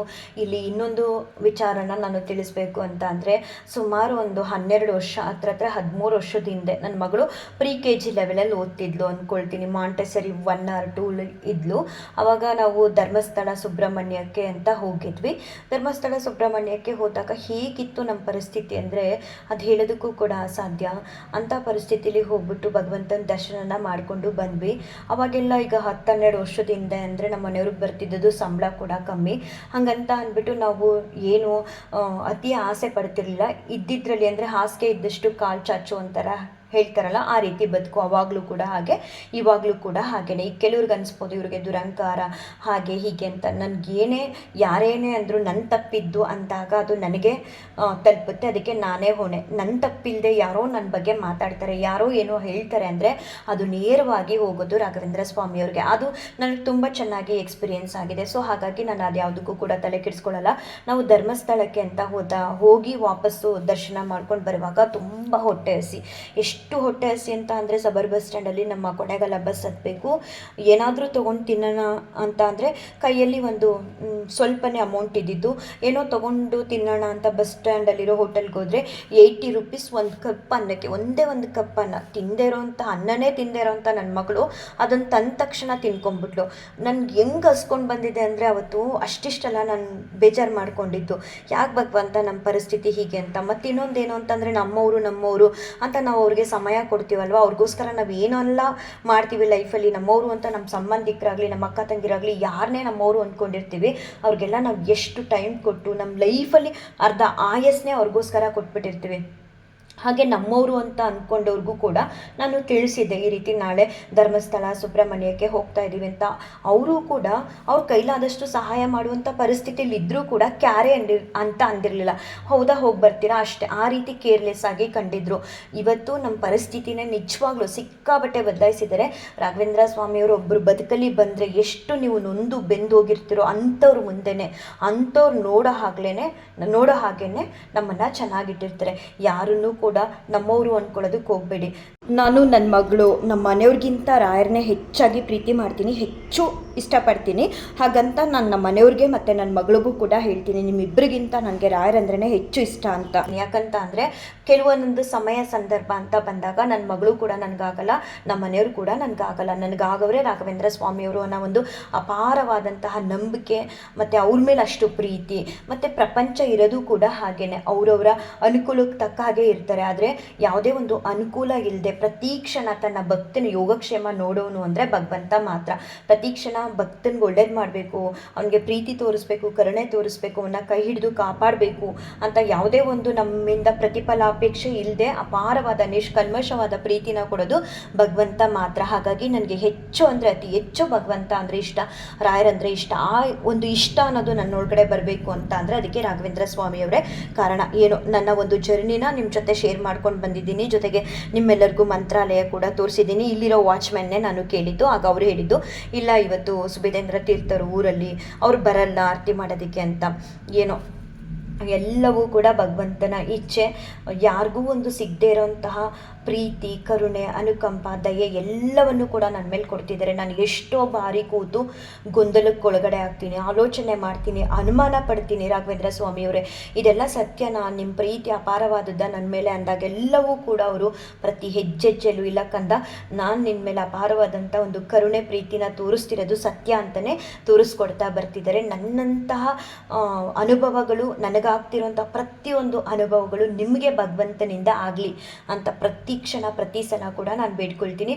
ಹಾಗೆ ನಾನು ಮಂತ್ರಾಲಯಕ್ಕೆ ಹೋಗಿಲ್ಲ ಅಂತ ಹೇಳಿ ನನಗೋಸ್ಕರ ಕೆಲವೊಬ್ಬರು ಪ್ರಾರ್ಥನೆನ ಮಾಡ್ಕೊಂಡಿದ್ದಾರೆ. ಸ್ವಾಮಿ ಅವ್ರನ್ನ ಕರೆದು ಮಂತ್ರಾಲಯಕ್ಕೆ ದರ್ಶನನ ಕೊಡಿ ಅಂತ ಅವ್ರಿಗೆಲ್ಲರಿಗೂ ಕೂಡ ಧನ್ಯವಾದಗಳನ್ನ ತಿಳಿಸ್ತೀನಿ. ಹಾಗೆ ನಾನು ಮಂತ್ರಾಲಯಕ್ಕೆ ಹೋಗುವಾಗ ನಮ್ಗೆಲ್ಲರಿಗೂ ಒಳ್ಳೇದಾಗಲಿ ಅಂತ ಕೇಳ್ಕೊಳ್ಳಿ. ನಮ್ಮ ಮಗಳು ಎಕ್ಸಾಮ್ ಬರೀತಿದ್ದಾಳೆ, ನಮ್ಗೆ ಒಳ್ಳೇದಾಗಲಿ ಅಂತ ಕೇಳ್ಕೊಳ್ಳಿ, ಹುಷಾರಾಗಿ ಹೋಗಿ ಬನ್ನಿ ಅಂತ ಎಲ್ಲ ಹೇಳಿದ್ರು. ಎಲ್ಲರಿಗೋಸ್ಕರನೂ ಕೂಡ ನಾನು 6ನೇ ಸಲ ರಾಯರ ದರ್ಶನಕ್ಕೆ ಅಂತ ಹೋದಾಗ ಸ್ವಾಮಿ ಮುಂದೆ ನಿಂತ್ಕೊಂಡು ಸಕಲ ಜೀವರಾಶಿಗಳನ್ನೆಲ್ಲರನ್ನೂ ಕಾಪಾಡೋ ಹೊಣೆ ನಿಂದಪ್ಪ. ಯಾವೆಲ್ಲ ಜೀವರಾಶಿಗಳು ಮುಗ್ಧ ಮನಸ್ಸುಗಳು ಕಷ್ಟದಲ್ಲಿದೆಯೋ ಅವ್ರನ್ನು ನಿನ್ನ ಭಕ್ತರನ ಅಂತ ನೋಡಬೇಡ ಸ್ವಾಮಿ. ಆ ಎಲ್ಲ ಜೀವರಾಶಿಗಳನ್ನು ಹೋಗಿ ಕಷ್ಟದಿಂದ ಕಾಪಾಡಿ ಅಂತ ಬೇಡ್ಕೊಳ್ತೀನಿ ನಿಮ್ಮ ಹತ್ರ ಪರಿಪರಿಯಾಗಿ ಅಂತ ಹೇಳಿ ಬೇಡ್ಕೊಂಡಿದ್ದೀನಿ ರಾಘವೇಂದ್ರ ಸ್ವಾಮಿಯವ್ರ ಹತ್ರ. ನನ್ನೆಲ್ಲ ರಾಯರ ಭಕ್ತರಿಗೂ ಕೂಡ ರಾಘವೇಂದ್ರ ಸ್ವಾಮಿಯವರ ಅನುಗ್ರಹ ಆಶೀರ್ವಾದ ಅಪಾರವಾಗಿ ಸಿಗಲಿ. ರಾಯರು ಎಲ್ಲರಿಗೂ ಒಳ್ಳೇದು ಮಾಡಲಿ, ಎಲ್ಲರಿಗೂ ನೆಮ್ಮದಿ ಅನ್ನೋದನ್ನು ಕೊಡಲಿ ಅಂತ ಈ ಕ್ಷಣಕ್ಕೂ ಕೂಡ ನಾನು ರಾಯರ ಹತ್ರ ಪ್ರಾರ್ಥನೆನ ಮಾಡ್ಕೊಳ್ತೀನಿ. 2 ವರ್ಷಕ್ಕೂ ಹಿಂದೆ ನಾನು ಒಂದು ತೆಂಗಿನಕಾಯಿ ಸಂಕಲ್ಪನ ಮಾಡಿದ್ದೆ ರಾಯರ ಆರಾಧನೆ ದಿನ. ನನ್ನ ಮಗಳು ಮಾಡಿದ್ಲು ಅವತ್ತು. ಆ ತೆಂಗಿನಕಾಯಿಯು ಕೂಡ ನಾವು ಮಂತ್ರಾಲಯಕ್ಕೆ ನಾಳೆ ನಾಡಿದ್ದು ಫ್ಲೈಟ್ ಬುಕ್ ಮಾಡ್ತೀವಿ ಅನ್ನೋದು ನಮಗೆ ಗೊತ್ತಿರಲಿಲ್ಲ. ನಮ್ಮ ಮನೆಯವರು ಮಂಗಳೂರಿಗೆ ಅಂತ ಹೋಗಿದ್ದರು ಮಗಳದು ಕಾಲೇಜ್ ವಿಚಾರವಾಗಿ. ಆಗ ಅವ್ರ ರೂಮ್ನ ನಾನು ಕ್ಲೀನ್ ಮಾಡ್ತಾ ಇರಬೇಕಾದ್ರೆ ಅಲ್ಲಿ ಇಟ್ಟಿದ್ದಂತಹ ತೆಂಗಿನಕಾಯಿ ನನ್ನ ಕೈಗೆ ಸಿಕ್ತು. ಆಗ ನಾನು ಅಂದ್ಕೊಂಡೆ, ಅಯ್ಯೋ ಸ್ವಾಮಿ ನಂಜನಗೂಡಿಗೆ ಎಷ್ಟು ಸಲ ಹೋಗ್ತೀನಿ, ಅಲ್ಲೂ ಹರಿತಿರೋದು ನದಿನೇ ಅಲ್ವಾ, ಅಲ್ಲಿಗೆ ಯಾಕೆ ಬಿಡಬಾರ್ದು ಅಂತ ಹೇಳಿ ಹೊರಗಡೆ ಎತ್ತಿಟ್ಕೊಂಡೆ. ಸಾಮಾನ್ಯವಾಗಿ ಅವ್ರು ಇದ್ದಾಗ ಅವ್ರ ರೂಮ್ನ ನಾನು ಕ್ಲೀನ್ ಮಾಡೋಕ್ಕೆ ಹೋಗಲ್ಲ, ಡಸ್ಟ್ ಅಲರ್ಜಿ ಆಗುತ್ತೆ ಅಂದ್ಬಿಟ್ಟು. ಸೊ ಅವ್ರು ಇರಲಿಲ್ವಲ್ಲ ಅಂತ ಕ್ಲೀನ್ ಮಾಡುವಾಗ ಅಲ್ಲಿ ಇಟ್ಟಿದ್ದಂತಹ ಕಾಯಿ ಸಿಕ್ತು, ಒಂಚೂರು ಕೊಳ್ತಿರ್ಲಿಲ್ಲ. ಅದಾದ ನೆಕ್ಸ್ಟ್ ನಾನು ನಂಜನಗೂಡಿಗೆ ಹೋದಾಗ ನೆಕ್ಸ್ಟ್ ಟೈಮು ಪಾಪು ಹಾಸ್ಟೆಲ್ಗೆ ಹೋಗೋಷ್ಟೊಳಗಡೆ ಒಂದ್ಸಲ ವಿಸಿಟ್ ಮಾಡೋಣ, ರಾಯರಿಗೆ ಹೇಳ್ಬಿಟ್ಟು ಬಿಟ್ಬಿಟ್ಟು ಬರೋಣ, ಆಗ ಇದನ್ನು ಹೊಳೆಗೆ ಹರಿಯ ನೀರಿಗೆ ಬಿಡೋಣ ಅಂತ ಹೇಳಿ ತೆಗೆದಿಟ್ಟಿದ್ದೆ. ಮಂಗಳೂರಿಂದ ಅವ್ರು ಬಂದು ಒಂದು 2-3 ದಿನಕ್ಕೆ ಮತ್ತೆ ನಾವು ಮಂತ್ರಾಲಯಕ್ಕೇ ಡೈರೆಕ್ಟಾಗಿ ಹೋಗೋ ಹಾಗೆ ಆಯಿತು. ಅದಾದಮೇಲೆ ನಾನು ಕೂಡ ತೆಂಗಿನಕಾಯಿನ ತೊಗೊಂಡೋಗಿ ತುಂಗಭದ್ರಾ ನದಿಗೆ ಹೋಗಿ ನಾನು ನನ್ನ ಮಗಳು ದರ್ಶನ ಎಲ್ಲ ಆದಮೇಲೆ ಬಿಟ್ಟು ಬಂದ್ವಿ. ಅವತ್ತು ಏಕಾದಶಿ ದಿನ ಮಳೆ ಬರ್ತಿತ್ತ. ಅಲ್ಲಿ ಪೂರೈತರನ್ನ ಕೇಳಿದ್ವಾ ಹೇಗೆ ಹೋಗಬೇಕು ತುಂಗಭದ್ರಾ ನದಿಗೆ ಅಂತ ಹೇಳಿದಾಗ ಅವರು ಅಯ್ಯೋ ಈಗೇನು ಕ್ರಮ ಹೋಗ್ತೀರಾ ಮಳೆಯಲ್ಲಿ ಅಂದರು. ಇಲ್ಲ ಸ್ವಾಮಿ ಇದು ಊರಿಂದ ತಂದಿದ್ದೀವಿ, ಇದನ್ನು ನದಿಗೆ ಬಿಡಬೇಕು, ಹರಿಯ ನದಿಗೆ ಅಂತ ಕೇಳಿದೆ. ಆಯಿತು ಹೋಗ್ರಮ್ಮ ಈ ಕಡೆ ಅಂತ ಹೇಳಿದ್ರು. ಡೈರೆಕ್ಷನ್ಸ್ ತೋರಿಸಿದ್ರು. ಅದೇ ಡೈರೆಕ್ಷನಲ್ಲಿ ಹೋಗಿ ತುಂಗಭದ್ರಾ ನದಿನೂ ಕೂಡ ನೋಡಿದ್ವಿ. ಅದೇ ಇವಾಗ ನೀರೆಲ್ಲ ಕಮ್ಮಿ ಇದೆ, ಸ್ವಲ್ಪ ಗಲೀಜನ್ನದಿರುತ್ತೆ ಅಷ್ಟೇ. ಬಟ್ ತುಂಗಭದ್ರಾ ನದಿ ಅಂದರೆ ಅದೊಂದು ಪವಿತ್ರವಾದ ನದಿ ಅಲ್ವಾ. ಸೊ ಅಲ್ಲಿ ಹೋಗ್ಬಿಟ್ಟು ಕೈ ಮುಕ್ಕೊಂಡು ಆ ತೆಂಗಿನಕಾಯಿನ ಹರಿಯೋ ನೀರಿಗೆ ಬಿಟ್ಬಿಟ್ಟು ತುಂಬ ಮಳೆ ಎಷ್ಟು ಚೆನ್ನಾಗಿತ್ತು ಅಂದರೆ ವೆದರ್ ಅವತ್ತು. ನಾನು ನನ್ನ ಮಗಳು ಮಳೆಯಲ್ಲೇ ನೆನ್ಕೊಂಡು ಬಂದ್ವಿ. ಸಿಕ್ಕಾಬಟ್ಟೆ ಖುಷಿ ಆಯಿತು. ಇನ್ನು ಯಾರೆಲ್ಲ ಹೋಗಿಲ್ಲ ಮಂತ್ರಾಲಯಕ್ಕೆ ಅಥವಾ ಯಾರೆಲ್ಲ ಹೋಗಬೇಕು ಅಂತ ಅಂದ್ಕೊಂಡಿದ್ದೀರ ಅವ್ರಿಗೆಲ್ಲರನ್ನೂ ರಾಘವೇಂದ್ರ ಸ್ವಾಮಿಯವರು ಕರೆದು ಅನುಗ್ರಹ ಆಶೀರ್ವಾದನ ಮಾಡಲಿ ಅಂತ ನಾನು ರಾಯರ ಹತ್ರ ಬೇಡ್ಕೊಳ್ತಾ ನನಗೆ ಆದ ಕೆಲವೊಂದು ಅನುಭವಗಳನ್ನ ತಿಳಿಸಿದ್ದೀನಿ. ಎಷ್ಟೊಂದು ಮರ್ತೇ ಹೋಯಿತು, ಈಗ ಲಾಂಗ್ ವಿಡಿಯೋ ಆಯ್ತಲ್ವಾ. ಸೊ ಹಾಗಾಗಿ ಯಾವಾಗ ನೆನಪಾಗುತ್ತೆ ಖಂಡಿತ ನಾನು ಮುಂದಿನ ವಿಡಿಯೋಗಳಲ್ಲಿ ಹೇಳ್ತೀನಿ. ರಾಯರು ಎಲ್ಲರನ್ನೂ ಕಾಪಾಡಲಿ, ಎಲ್ಲರಿಗೂ ಒಳ್ಳೇದು ಮಾಡಲಿ ಅಂತ ಹೇಳ್ತಾ ಈ ಒಂದು ವಿಡಿಯೋನ ಏನು ಮಾಡ್ತೀನಿ.